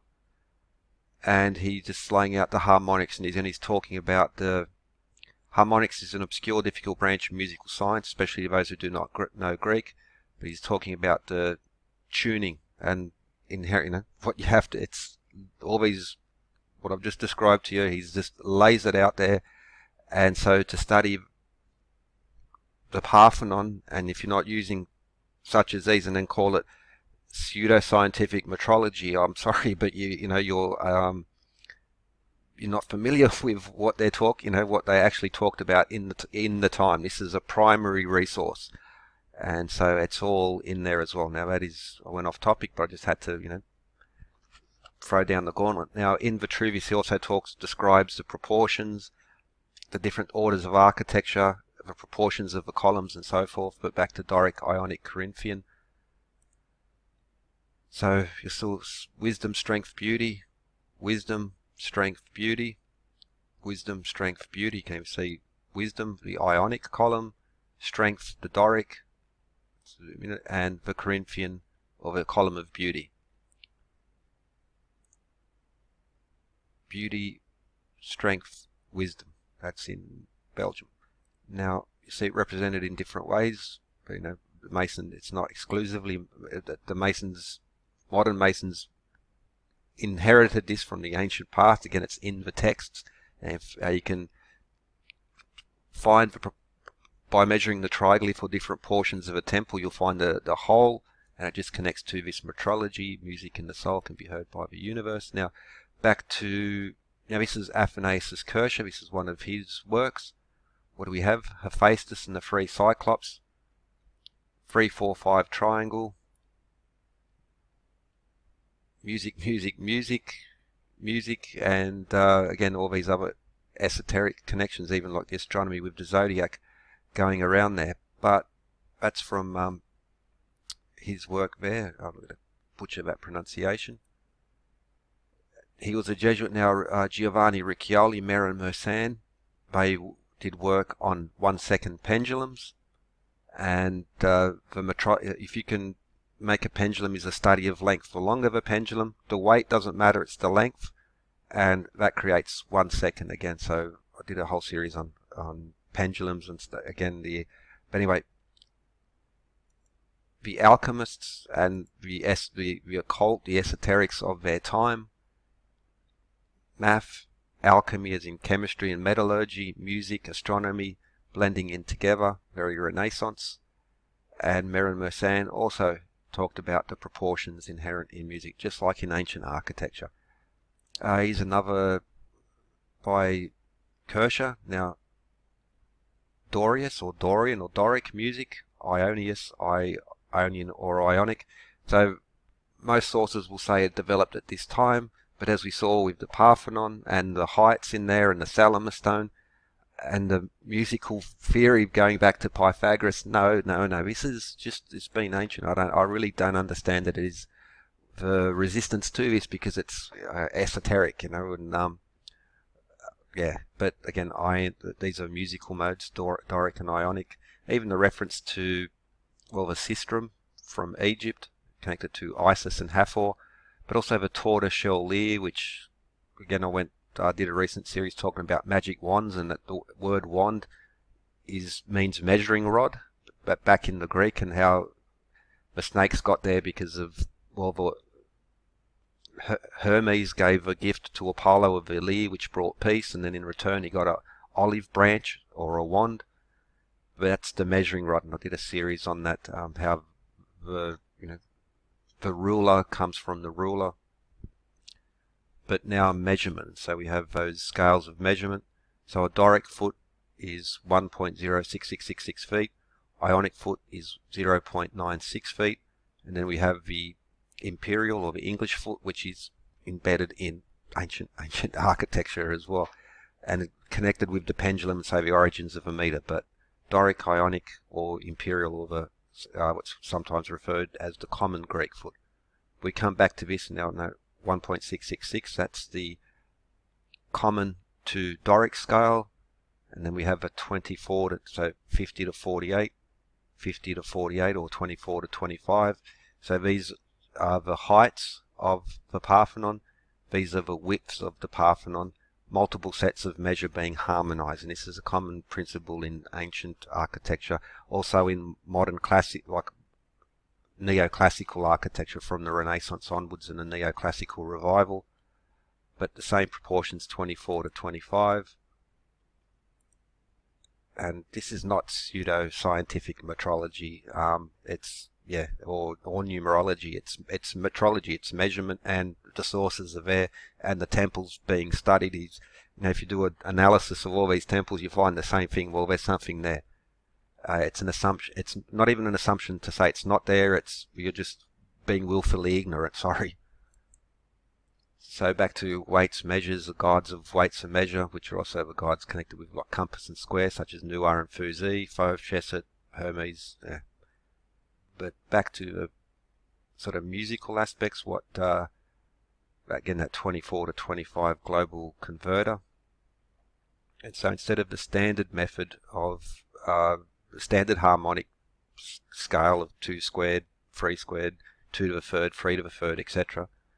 If you analyze that through the pentagon, so instead of being based on 3s and 2s, we're basing it on 5s.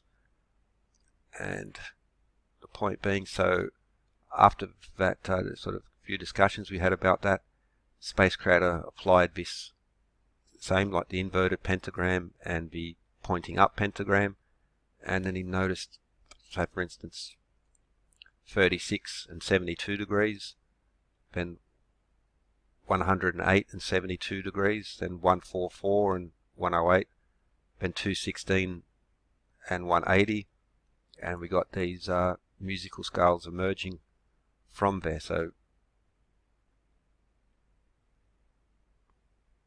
2 to 1, 3 to 2, 3 to 4, 5 to 4, 6 to 5, 7 to 6, 7 to 8, 9 to 10. So just to give you an idea again, so I have 10 points essentially around the outside. And then we have our more standard version of Pythagorean tuning, which is based on this circle of 12s, which is really, so 12 divided by 2 is 6. 10 divided by 2 is 5, so essentially we have a 6 over 5 ratio, but think about it as 10 to 12. So a centimetre or the metre, which is really based on a system of 10, or decimal system, which is metric, and 12 the duodecimal system, which is the imperial system of measurement, also used in ancient times. It's still the basis for the clocks and compasses and these other measuring devices we have. So architecture is music frozen in time. And if we go sort of, so again, if 36, I just simplify, so 36, then it's 1 to 2, 2 to 3, 3 to 4. And so instead of a system of 12s, if you do a decimal system, but we still have the same thing as Space Creator pointed out. We still have the same system, sort of musical system happening, and then so you can look at it different ways. This both go wonky at the 7th note. I'll link one of his videos in there where he's got a compilation, and people are talking about Pythagorean hammers, and also a really cool illustration of how why the that system sort of falls apart, why it's 12 and how it falls apart. It's a cool little demo amongst the other videos there. But anyway, music is liquid architecture. Architecture is frozen music. And so just like with measuring angles, temperature, and all these other things, you can also use the pentagram as a way to study these old measures. Now in the next part, we'll be looking at sun, earth, and moon and measure systems and how they just all come in there together. And once again, the Ionic, the column of wisdom, will be one of the main key to unlocking the larger part, as well as the Persian foot. Recent video, older videos, I did a recent compilation and extension on regards to 55, 66, and 5 to 6, but also the 72, and how these other measure systems bring in sun, earth, and moon together, but not at these classical harmonic numbers, but at what I don't think there's a name for it, but it's basically all those numbers based on 33, 66, 99. And so pentagram and the music, I'm sorry I had to do that detour, but it does link because the architecture is musical and music is architecture and it's geometry.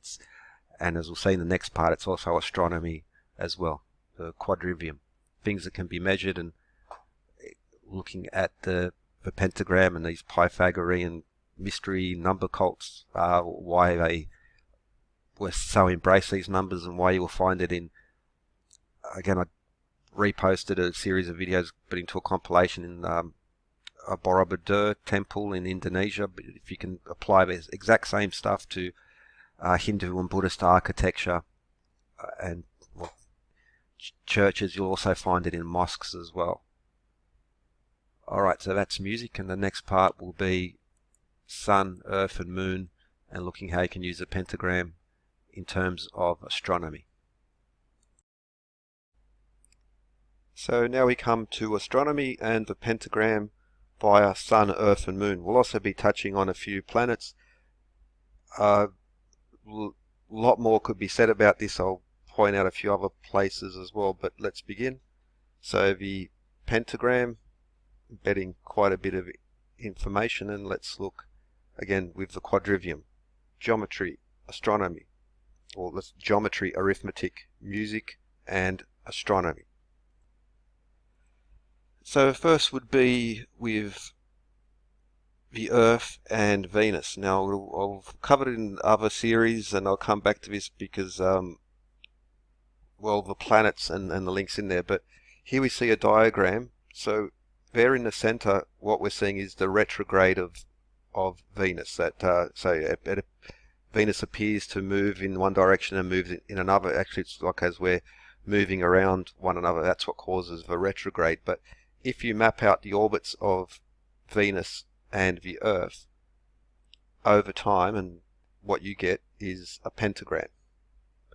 And it's an imperfect pentagram, which is a very curious feature, and we'll come to that towards the end as well, because I've been using the perfect pentagrams, but there's a lot to be said about the imperfection of things, at the margin of error or the margin of imperfection in the architecture and esoteric traditions embeds deeper knowledge than what the perfection does, but just so happens to be reflected in the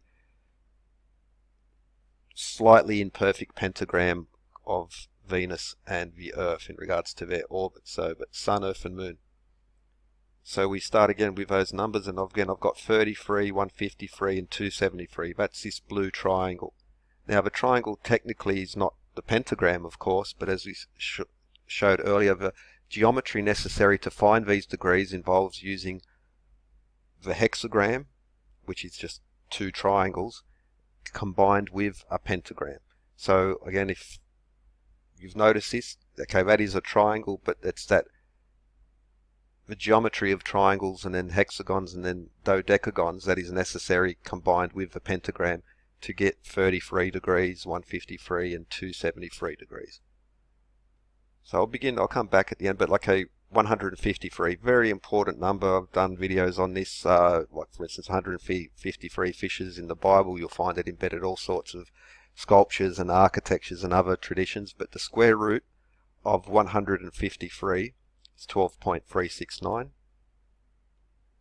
There are 29.53 days between full moons. Therefore, per year, there are 12.3689. 12.369. Again, these are averages, so slight variations, but it will time to time fit in perfectly. But again, higher accuracy than what you need for government work, as they say. So square root of 153 is a number of full moons per year. That's based on something called the Synodic Month. One orbit of the moon around the Earth in relation to the sun. Sun, Earth and moon. That's the Synodic Month. So yeah, one orbit of the moon around the Earth in relation to the sun. That's your fixed point. That's 29.53 days. And we'll come 29.53 times the diameter of the Earth. So 29.53 times the diameter of the Earth is the distance from the Earth to the moon, which is a nice feature because we'll come back to this, how it relates to other key numbers. So time and distance comes together very nicely, sun, Earth and moon. This Synodic month is also the month which creates the eclipses, but because the moon is tilts at an angle, so it's not directly across the ecliptic, the eclipse happens rarely. Now, it should happen every month because the moon will pass between the Earth and the sun every month, but it's because of this upwards and downwards movement that makes the eclipse rare, but it's that month which creates the eclipse. So 153 square root is the number of full moons per year. Now let's look at 273. So a Synodic month, that 29.53 days, is one orbit of a moon around the Earth in relation to the sun. That's the month we're familiar with. However, there's another very important month called the Sidereal month, which is one orbit of the moon around the Earth in relation to a star. The Synodic month is 27.32 days. So Sidereal month, 27.32 days. That's Earth, Moon and Star. Synodic month, 29.53 days, is Sun, Earth and Moon relationship. Now it just so happens that there are 13.369 sidereal months per year and there are 12.369 synodic months per year. So it's +1. Nice little relationship there, and I'll mention that again later. So 273. Now, also it's important to note, so for the moon to go around the Earth in relation to a star is 27.32 days. The moon rotates every 27.32 days. That's why the man on the moon always faces the Earth. It's locking. It's locked. So Sun, Earth, Moon is synodic, 29.53 days, 12.369 per year. Sidereal month is 27.32 days. Earth, Moon and Star. And that period of 27.32 days, you could call that a lunar year because it takes 1 year for it to orbit the Earth. Just like we orbit the Sun is a year, for the Moon to orbit the Earth, that could be called a year. Actually, it is called a year because we use the star as a fixed point to track what is 1 year on Earth. We use a star, and using a sidereal lunar month, you need the star, and that's the 1 day on the moon is also 27.32 days as well.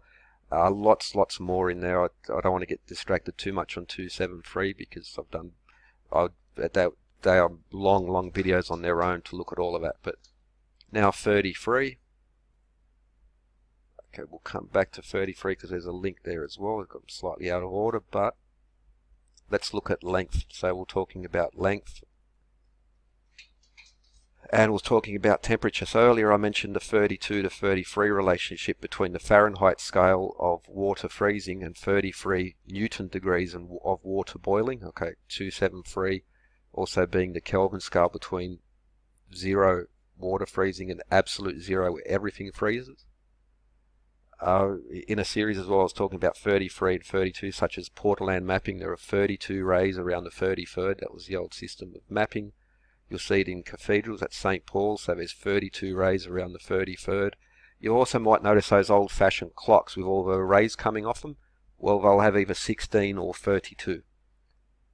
And even in modern architecture, Norman Foster, the Pyramid of Peace and Reconciliation.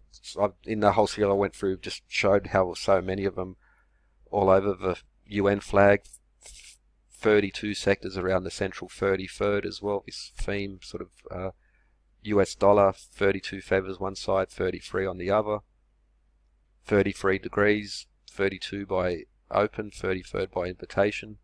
And let's look at how that connects to length from the imperial measurement and how to convert that to another ancient measure. So as we saw, the Greek foot, common Greek foot, is the imperial English foot was around a long time ago. Now let's look at the long, or the Persian foot, of 1.056 feet. That will connect to Ionic in that recent upload where I did about 35, 66, 792, how that connects even New Jerusalem and all these other features as well. I haven't included that in this particular series too much, but now 1056, so 1056 divided by 2 is 528, such as 5,280 feet per mile, 33 pounds, 528 ounces, 32 rods, 528 feet, 1 mile, 5,280 feet. Other stuff as well, even 528 is a triangular number, but I want to get to the point of the long foot and those conversions as well. So, okay, star there, it's always, you'll see that in the thing, the Doric and the Corinthian, and then the Ionic column, as I mentioned, the Ionic being an important key. We sort of went over the Salamis stone, but where we have those different units of measure coming together, such as the Ionic foot. So measuring length, just like the ruler on the tracing board, very important symbol. So now we have these units of measure, the long, the English or imperial scale, and the Ionic. So begin with the imperial, so 72. The moon at 2,160 miles, well that's 720 league. 3 leagues is a mile. 2116, 2,160 miles equals 720 league. League as well, 288,000 league is well, these are sort of mean diameter, but the diameter of the sun. So imperial. Now let's look at 216. So the circumference of the Earth at the equator is 21,600 nautical miles. The way they did that was divide the Earth up into sections. So 360 degrees, there are 60 minutes per degree, therefore there are 21,600 minutes in 360 degrees. That literally defines what a nautical mile is. They're dividing the Earth up into minutes. That's a nautical mile. Okay, but even in Vitruvius and going back, even Eratosthenes was 250,000. And then later it was refined, and it's mentioned in Vitruvius as well. Now, was it in Pliny? But anyway, but the circumference, polar circumference of the Earth, so not around the equator, but around pole to pole, was 252,000 stadia, as was mentioned, measured in ancient times. So 252 degrees. Alright, so now we start to see. Now let's look at the Ionic and the long, or the Persian foot. I'm just going to be calling it long. The polar radius, equatorial radius of the Earth. The Earth is a little bit flattened at the top and a little bit wider at the equator. Well, that's 33,000 Ionic lot chains. 33. Now a chain is 66, so 66 Ionic feet being a chain, and that connecting over. Now I must point out that one's a little bit tenuous, because the use of 66 as a unit of is it was there. You'll find it in repeated in architecture, but there is a little bit of an asterisk there. Now when we look at the long fathom, 33 and collection of zeros to give the other half of a radius. But in long yards, 2,160 miles, 36,000 long yards. 72 long cubits for the moon. 72 ionic rods for the moon. A rod is 1/4 of a chain. Ionic chain 72. Long fathoms 72. Now 108, so long feet. The radius of the moon is 1080 miles, but the diameter 108. Long span 144. Long yards 144. Now 180 ionic chains, the moon. Long fathoms of the moon. Now the beauty of this is that the moon is 400 times, the sun is 400 times larger than the moon. So that's why it's going to happen, but still, it still comes back to these particular numbers. Now it could have been 145, multiplied by 400, but it isn't. It's at 144, 72, 36, 108.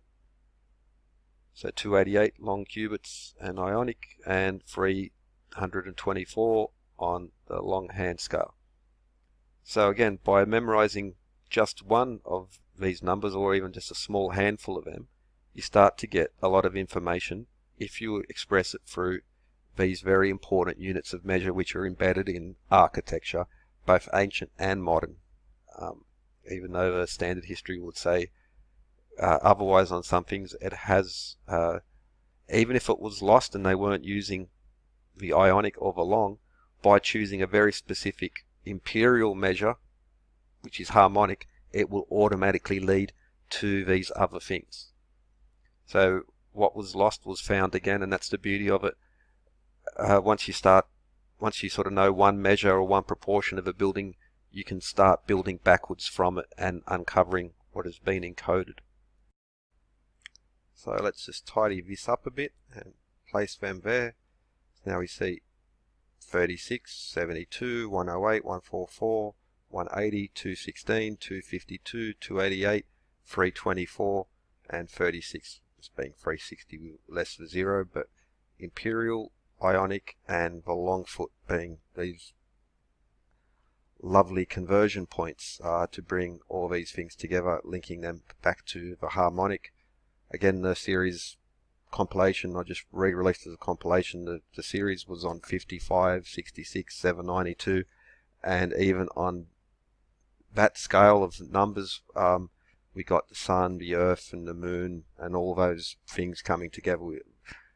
The harmonics is there's just a method there, and again the solfeggio, like 528 connections in regards to that as well. But sun, earth, and moon, and we also had with that 33, 153, 273, which to find those, it's dependent on the pentagram.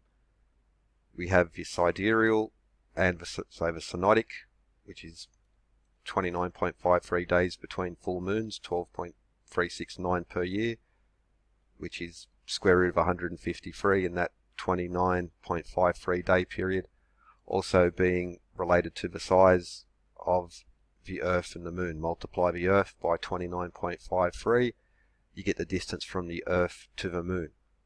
Multiply the diameter of the Moon, which is 2,160 miles, by 108, you get the distance from the Earth to the Moon. Systems of time and relationships in those particular numbers, also being proportions of distance as well. It is there, and again, you just memorize a few of these and all the things you'd be able to start to learn and to know, instead of this other way we learn it now, where you maybe memorize it for the exam, but then you forget it later because it's just a string of meaningless numbers. But if you have these core numbers, and even if you're just working off the imperial, but if you take a little bit further to these other ancient units, the ancient mythology and metrology, and what you have is a way of learning, a way of understanding things in a very short time. So here we see the sun. Now, unlike the Earth, which rotates as one object. What's happening with the sun, and it's one of the reasons why there's something like the magnetic stuff that's going on, at different bands, at different positions, further north or south, they're actually rotating at different speeds. So it's not one big glob that's rotating. Different bands are rotating at different speeds, and there's even one of the major bands rotates once every 33 days. Now also at 30 degrees latitude, it's 27.3, that's over 27.5, but that just so at the solar minimum, at that band, that's where sunspots happen in the 27.3 day cycle so it takes 27.3 days. Others will say 27.25, but between there, that at solar minimum, at that band between 30 degrees and 45 degrees, is where you tend to get the majority of sunspots at solar minimum. So you could then, mention 273. Now in regards to that, well, Sun, Earth and Moon. Now I'll put links to, because I've done longer videos on 273 in ancient and modern architecture, and all the connections in physics, astronomy, chemistry, mathematics, and other features as well. It's just an outstanding number. But in regards to 273, again, so 12.369 full moons per year, 29.53 days. That's the moon orbiting the Earth in relation to the sun. But the sidereal month is the moon orbiting the Earth in relation to a star, and that's 27.32 days, which is also the moon's rotation period. And there are 13.369 sidereal months per year, 12.369 synodic months per year, so square root of 153 plus 1 gives you sidereal per year. Now, a sidereal monthly average, again, elliptical orbits, but the average is 26.99 something degrees, so 180 degrees in a triangle, so these two angles together would be 153. Nice way to remember it. But in regards to this plus 1 or minus 1, the golden number, the golden ratio, we looked at that in part 1 and how the pentagram is a perfect expression of it. What's beautiful about phi is that it's the only number that does this. Phi minus 1 equals 1 over phi. So phi minus 1 equals 1 divided by phi. But that also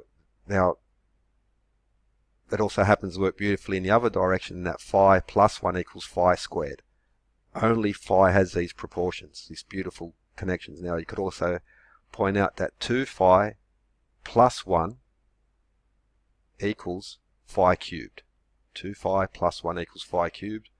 So there's this whole, I should do videos on that because there's this really cool thing in regards to plus 1, minus 1, in regards to the harmonics and other connections. But this is Euler's identity, and it's said to be the most beautiful equation in maths. E to the I pi plus 1 equals 0. So again, that's a nice sort of link. Already mentioned the 273 in regards to temperatures, and also the temperature. If the Earth is temperature 1, then the sun at the surface is 273 times hotter. The internal temperatures, and again these are like sort of best available and they are estimates, but it would be Fahrenheit, 273,000 Fahrenheit, and also the equatorial circumference of the moon, of the sun, is 2.73 million miles. Again, give or take, but at least very close to it. So I mention it, but I don't show it because it is a little bit slightly off. But again, tiny margin away. The temperature of space, 2.73 Kelvin, because space is not a vacuum. But let's think about that 273 as well. So usually people say, usually when they measure pregnancy, they measure it from the menstruation. However, when it's measured from conception, it is average pregnancy lasts 273 days, and the menstrual cycle average is 27.3 to 30 days. Now, 30 days synodic, 27.3 days sidereal, which is a nice link at it as well. But essentially, 10 sidereal months of 27.3 days is from conception to birth.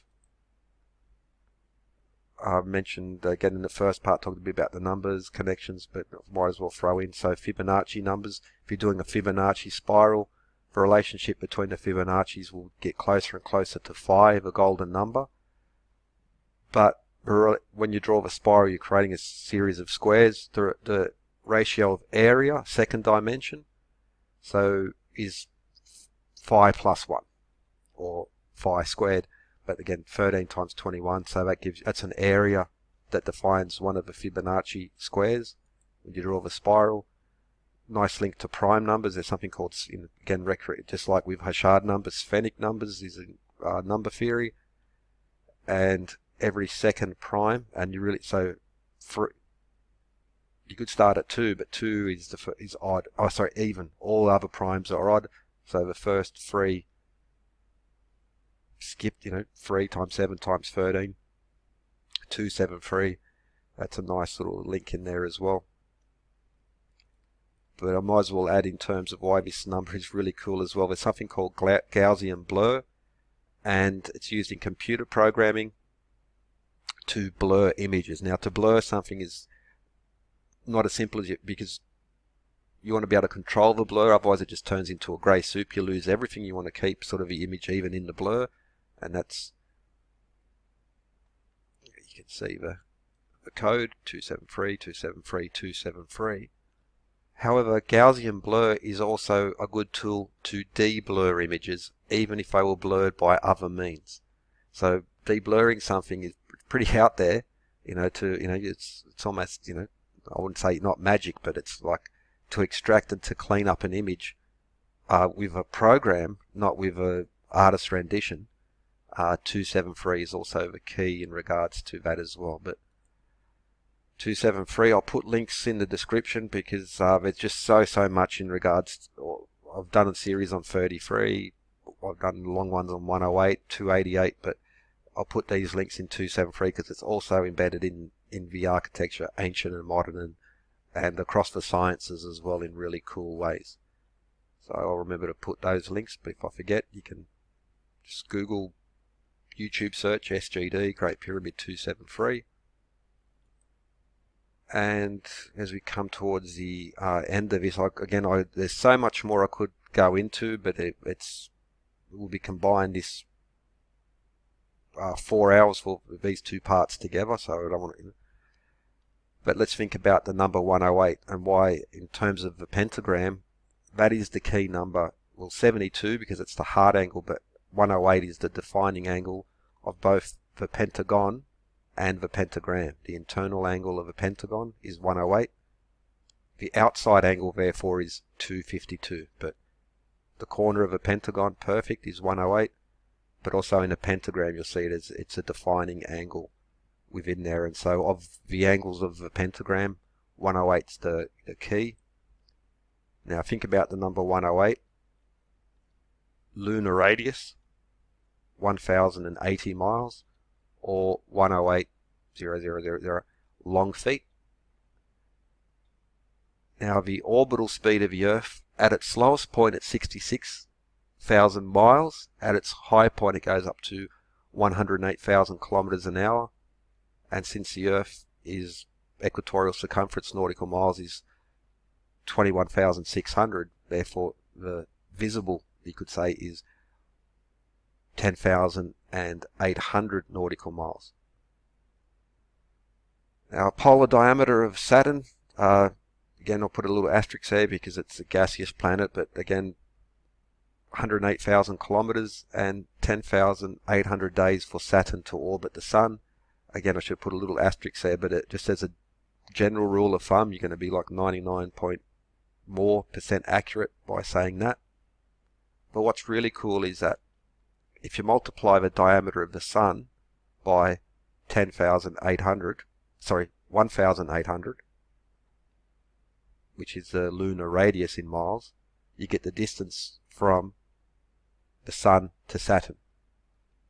Now what happens if you multiply the diameter of the Moon times 108, you get the distance from the Moon to the Earth. And if you multiply the diameter of the Earth, 7,920 miles, times 108, you get the distance from the, you get the solar diameter, Earth diameter, times 108 is the Sun diameter. And if you get the Sun diameter and multiply that by 108, you get the distance from the Sun to the Earth. Distance from Moon to Earth is the diameter of the Moon times 108. The diameter of the Earth times 108 is the Sun diameter. The diameter of the Sun times 108 is the distance from Sun to Earth. And again, multiply that by 10 and you get the distance between those as well, between the Sun and to Saturn.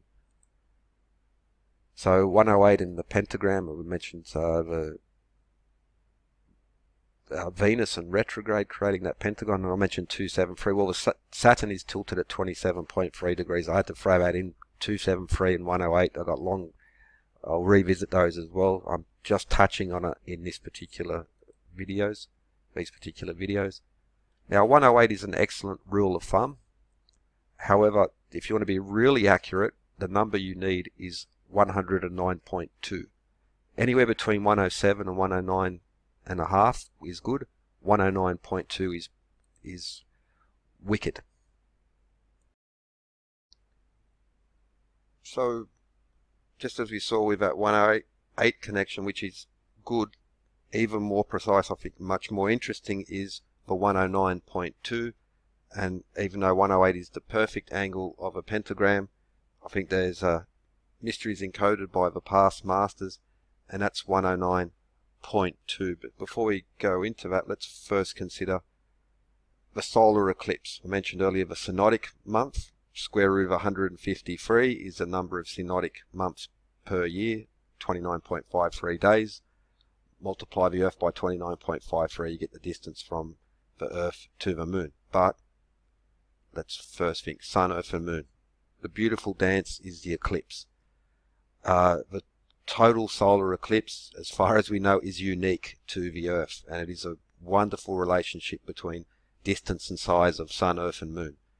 The reason why it happens is because although the Sun is 400 times bigger than the Moon is 400 times closer to us than what is the Sun. Sun 400 times bigger than the Moon, but the Moon 400 times closer than the Sun. Lovely little balance going on there, so 400. Now, we must also point out that the size of the Moon in relation to the Earth is 27.3%. The Moon is 27.3% the size of the Earth. Now, it just so happens that the barycenter, the point at which the Moon orbits around the Earth, is not at the center of the Earth, because the Moon has weight, has mass.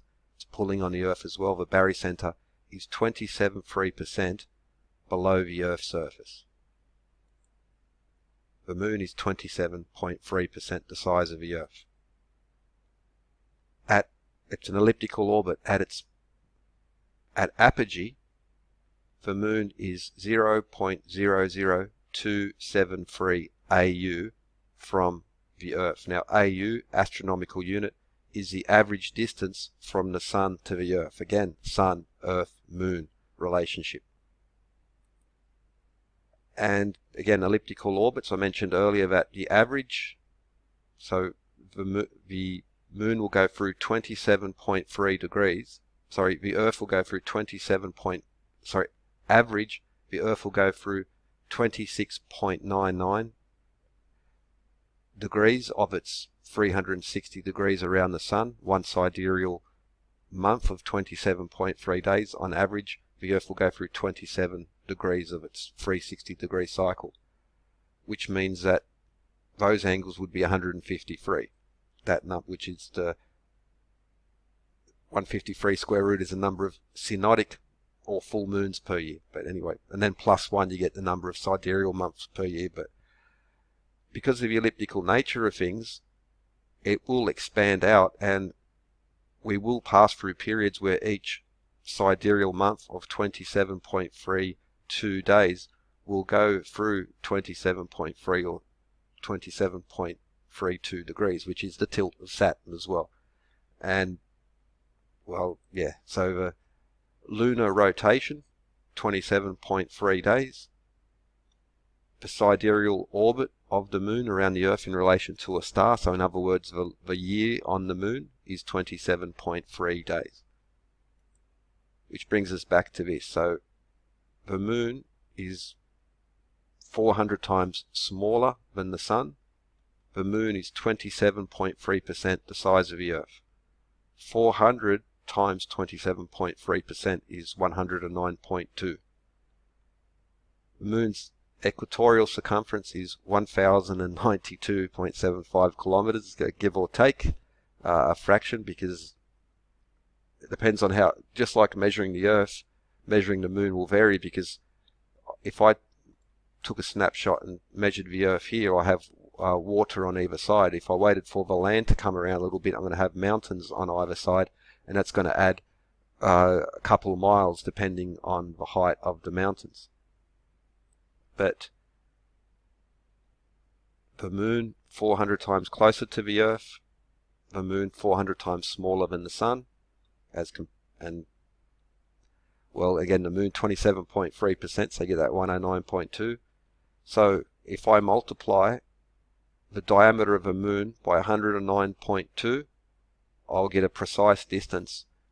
Again, elliptical, but at points in that it will be, it's correct. Yeah. Moon times 109.2 is the distance from the moon to the Earth.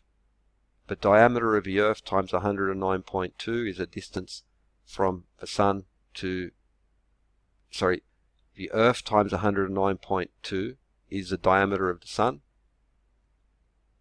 and the diameter of the moon, of the sun, times 109.2 is the distance from the sun to the Earth. So you could, 108 works great, 1092 is even nicer in my humble opinion, and it comes back to the eclipse. But the reason I mentioned that is because I'll play this video at the end. It's one I did a while ago, but I used it in, it was in the Pentagram series. Now notice Albrecht Dürer, what's he doing with his hand? He's doing that same symbol that you'll see Robert Flood and all these other people doing as well. And he's famous for many things, but including a work on geometry. And he drew a pentagram, but his pentagram is imperfect. I have to, he must have known how to do a perfect pentagram. I believe that, as along with many other elements that these past masters have put in, that they intentionally put in an error to encode something deeper, and that deeperness is the 109.2. But we'll put that in the video. And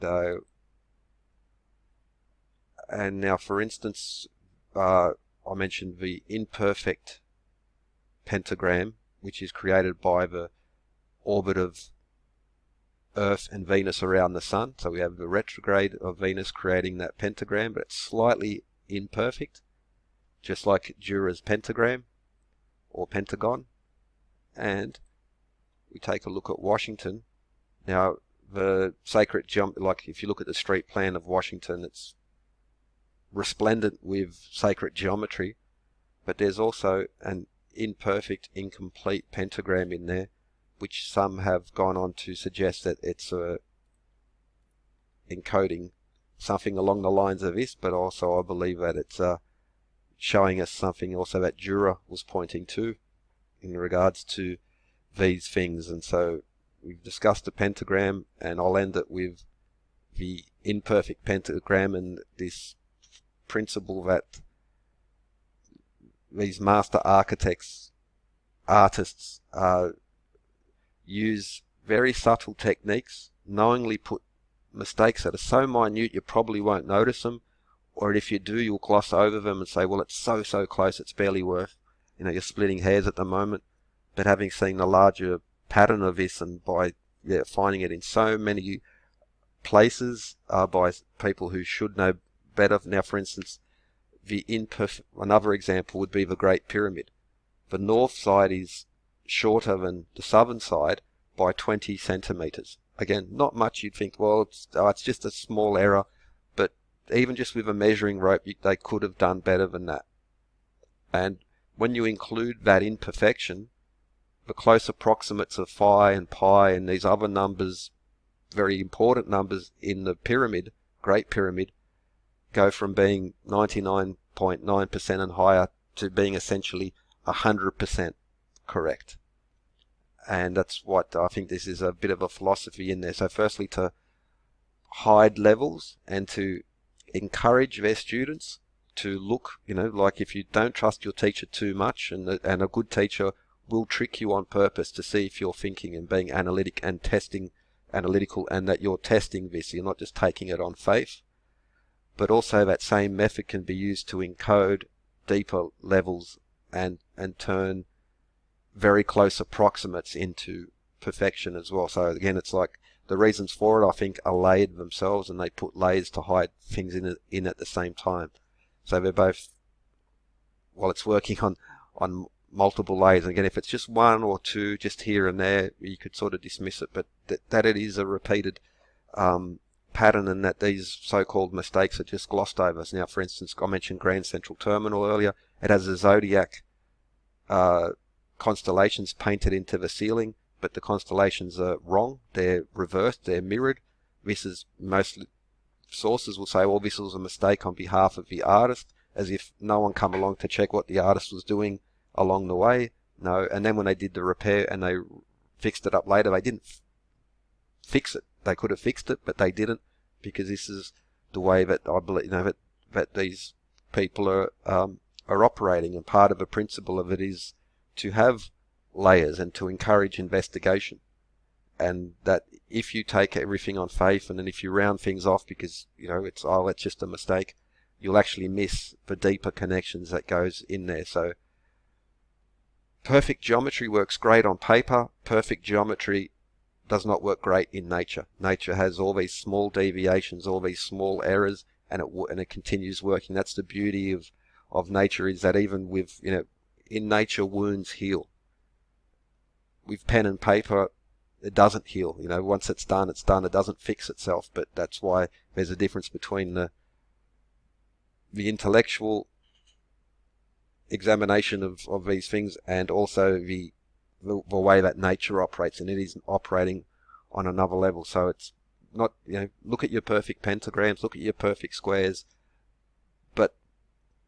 or architecture, but if you really want to get what's the secrets that are going on, look for the mistakes and see if there's, now even Jurish, I'm sure he made a mistake, more than a few in his life, but given this larger sort of pattern, now again, you have to take it on faith on my behalf at what I'm saying, but in the future I really should get around to showing you these examples and putting them together and showing that the so-called mistakes are anything but, and it is part of the esoteric world. You're initiated into it, and part of that initiation, the major part of it is you don't need someone to actually, you initiate yourself. All those little secret handshakes, whatever, is all nice, but you don't need that. That's not necessary. You can, just by looking and observing, repeating, examining, double checking, you make yourself the master. You don't need a certificate. You don't need a secret handshake and a special hat and that to do. Now that has value, community and all of that, but it really, everything in life, and this is not just for the esoteric or the occult, this is also for everything in life. You must examine, test your teachers. As they say, be better than your father, and be better than your teacher. So with that, I'm going to end that series, and I'll play this Jura's pentagram at the end and put links in the description. But yeah, Hope you enjoyed. I did wander off at periods in regard, yeah, but they are all related in that sense, and I'll put the link to the part 1 in there, and this has been part 2, and I've just completely redone it. I didn't compile the older episodes in that sense. So SGD, hope you enjoyed, and do have a good one. Hello SGD, Sacred Geometry Decoded, and this will be part 12 of the Pentagram series, but it'll be a bit different because we'll be looking at Albrecht Dürer and the Pentagram. So this is famous Albrecht Dürer, 16th century, very mysterious, very influential, especially when it comes to geometry, but the whole hermeticist, alchemist, esoteric world at the time, he was amongst the forefront of these people. Very, very important character. The amount of work he did even to do with perspective and light, he was embedded deeply in it. But what I want to focus on is, so here we see him, hexagon. This was how he drew his 7-pointed star, the nonagon, and the 14-sided as well. But he also did a 11-sided, but the polygons of Albrecht Dürer, you can look that up. There are a few PDFs available. But the pentagram design, or the pentagon as we see here. Now if you just align the points together, you would get a pentagram, but that'll be the focus now. But what you can also see is, so if you see these circles here, what they're actually doing is creating a seed of life. So we have a hexagon leading to a pentagon. This 6/5 ratio, very important, it appears in a lot of places. So for instance, the Great Pyramid, if the height above ground is 5, then it's 6:5 hexagon, pentagon to the subterranean chamber. Now the bent pyramid is curious because there's different explanations why the angle change. Well, it just so happens that the angle change, if unfolded, creates a series of hexagons and pentagons, 6/5. The Old Kingdom cubit, 1 meter diameter. The seed of life divides that up into a hexagon, 6 points. So 1 is Egyptian royal cubit, that section of arc, and so we have this nice 6/5 ratio. So 6 is the total, and if 5, you get, well, so close to phi squared meters. So pi, the circumference, 6/5 pi squared meters.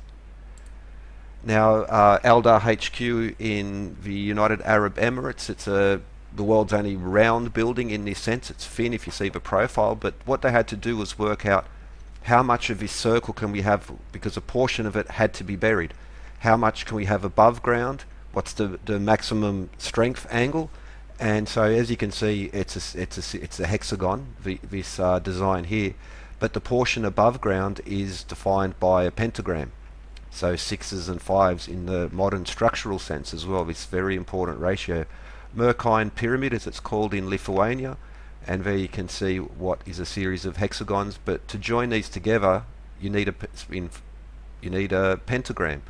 And for instance, there we see, because it's the perspective, because it's spherical, but what it is, all these equilateral triangles, 6 of them together make a hexagon, and there we see the pentagon to bring them all together. Now that's the same rule applies to soccer balls. The black is the pentagram, the white are the hexagons. To fold them all together, you actually need 32. This is the pattern to create a soccer ball. Now this also extends to chemistry, and so different molecules, the way they form, either as pentagrams and hexagons, is again one of these defining features of the macro and the micro and geometry. In the Kircher, for instance, we see his drawing here, Pythagorean triangles, magic square of 15, a nonagon as well, the ruler. But what we have here is, what's this character holding? It's a book open to a pentagram and a hexagram, 6s and 5s.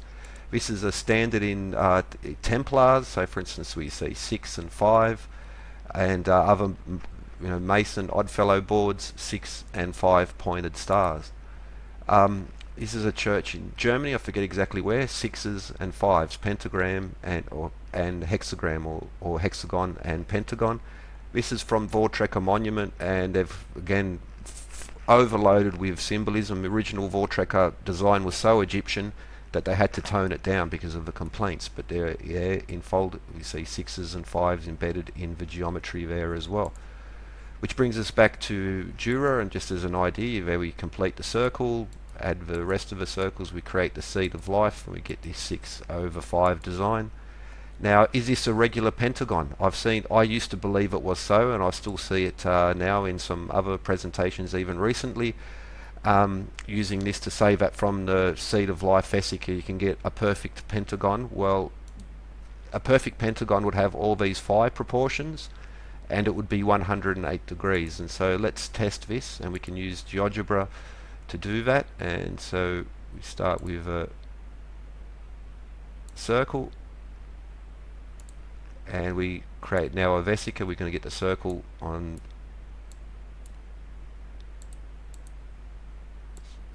okay, and get it to that point. And so what we have is the vesica Pisces. Now we'll make a point on the where they intersect. This is our GeoGebra, great program for testing this type of stuff. And now we can create a circle there, and we bring it back to B, cancel,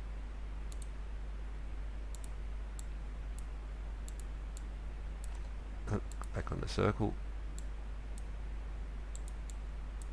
Come on, what are you doing to me? No. So it keeps going off the circle. Let's try this one. Wouldn't you know, it's always, oh, that's no good.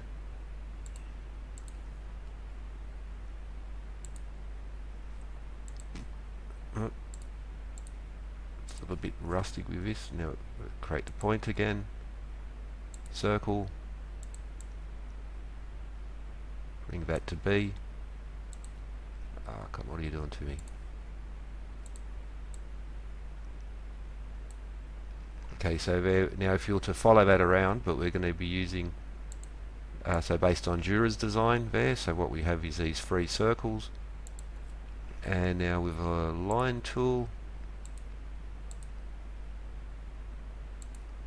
there we now have the line through, and now we use the same just to create a point.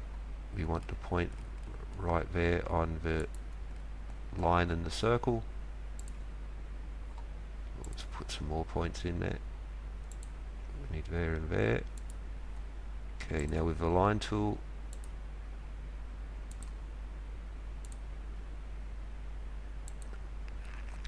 and so we add a few more points. So this would be one, and another one here, and so now we have the beginnings of that Jura's pentagram.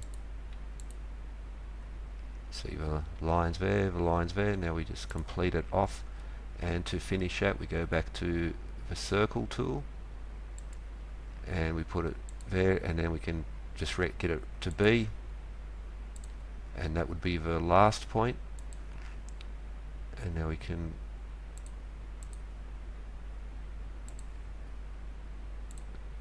so A to B, B to H, H to J, J to I,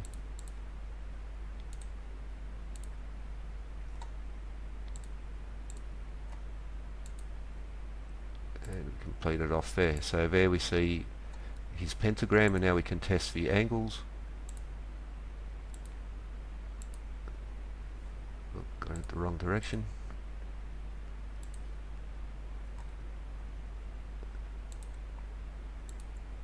$108.37. Complete that around. 107.04. 109.19.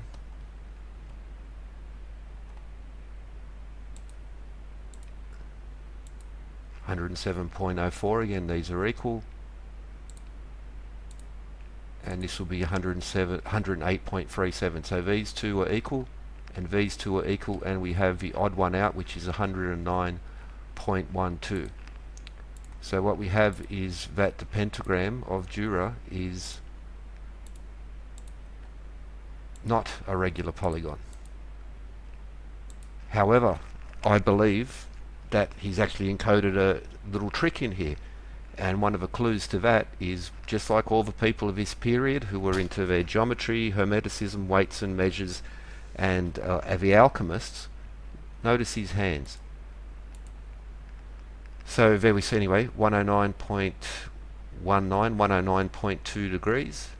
This is the odd angle out of his pentagram. So could he draw a perfect pentagram? I'll put a link in the description, one way to draw it, where we have 108 degrees all the way around. They should be in a perfect pentagram. So was he incapable of drawing it? I don't believe so. Was he trying to fool people into drawing incorrectly? Partially, yes, but more so I believe he was passing something on, because these fellas were very smart, and in their margins of errors they would encode deeper levels of information. Famous alchemist Robert Flood, notice the hands again. They flash gang signs. That's what's going on. This is said to be a painting of Columbus. Same things going on. You will find this in kings and people connected to the Hermetic alchemical world, who were so important in defining weights and measures. They're doing these signs. Heinrich Kunrath, another one. Geometry in one hand, and he's flashing the sign in the other. Tetragrammaton as well. All the same symbols. These guys knew what they're doing. But what was he trying to pass on? So let's first look at Sun, Earth, and Moon. And a perfect pentagon or a pentagram is built around this angle of 108 degrees. So firstly, the moon, Sun, Moon and Earth. If I multiply the diameter of the Moon times 108, I get the distance from the Moon to the Earth.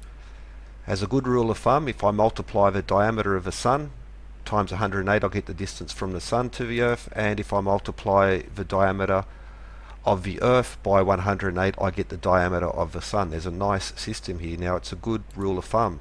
However, there is a better system. There is a better way to do it, and it actually encodes the knowledge which I believe Dürer was encoding here inside his irregular pentagram. I believe he did it on purpose. I believe he was pointing to something. And that begins, so 108, we've got these rules going on here, but 109.19 or 109.2 into a single decimal. Now let's first begin. The Moon is 400 times smaller than the Sun, but the Moon is 400 times closer to the Earth than the Sun. That's what causes the eclipse. That's one of these beautiful harmonies in nature. Now what's also interesting is that the Moon is 0.273 the size of the Earth, or 27.3%. So 400 times 27.3% is 109.2. That's the first little connection to that angle. 109.19, or 1/100th of a degree from 109.2. 109.2 times the diameter of the Moon is also the distance from the Moon to the Earth, because of the elliptical nature of things. 109.2 times the diameter of a Sun is the distance from the Sun to the Earth. It's even more accurate than 108. And 109, so the the Earth is at a ratio of 1 to 109.2, the diameter of the Sun. So the Earth diameter times 109.2 equals the best current definition of the Earth and the Moon. 108 is a great rule of thumb, but this blends everything in together, including the Synodic Month. Synodic Month, which determines the solar eclipse at this 400 to 400 ratio, but also the ratio of the Moon to the Earth, and those together brings us 109. And it just, well, now it's also interesting to note, because of the connections between the second, the cubit, and the meter, as well as the foot, which is embedded in ancient sites, including the pyramid. Well, the equatorial circumference of the Earth is 10,920.75 kilometers, 109.2.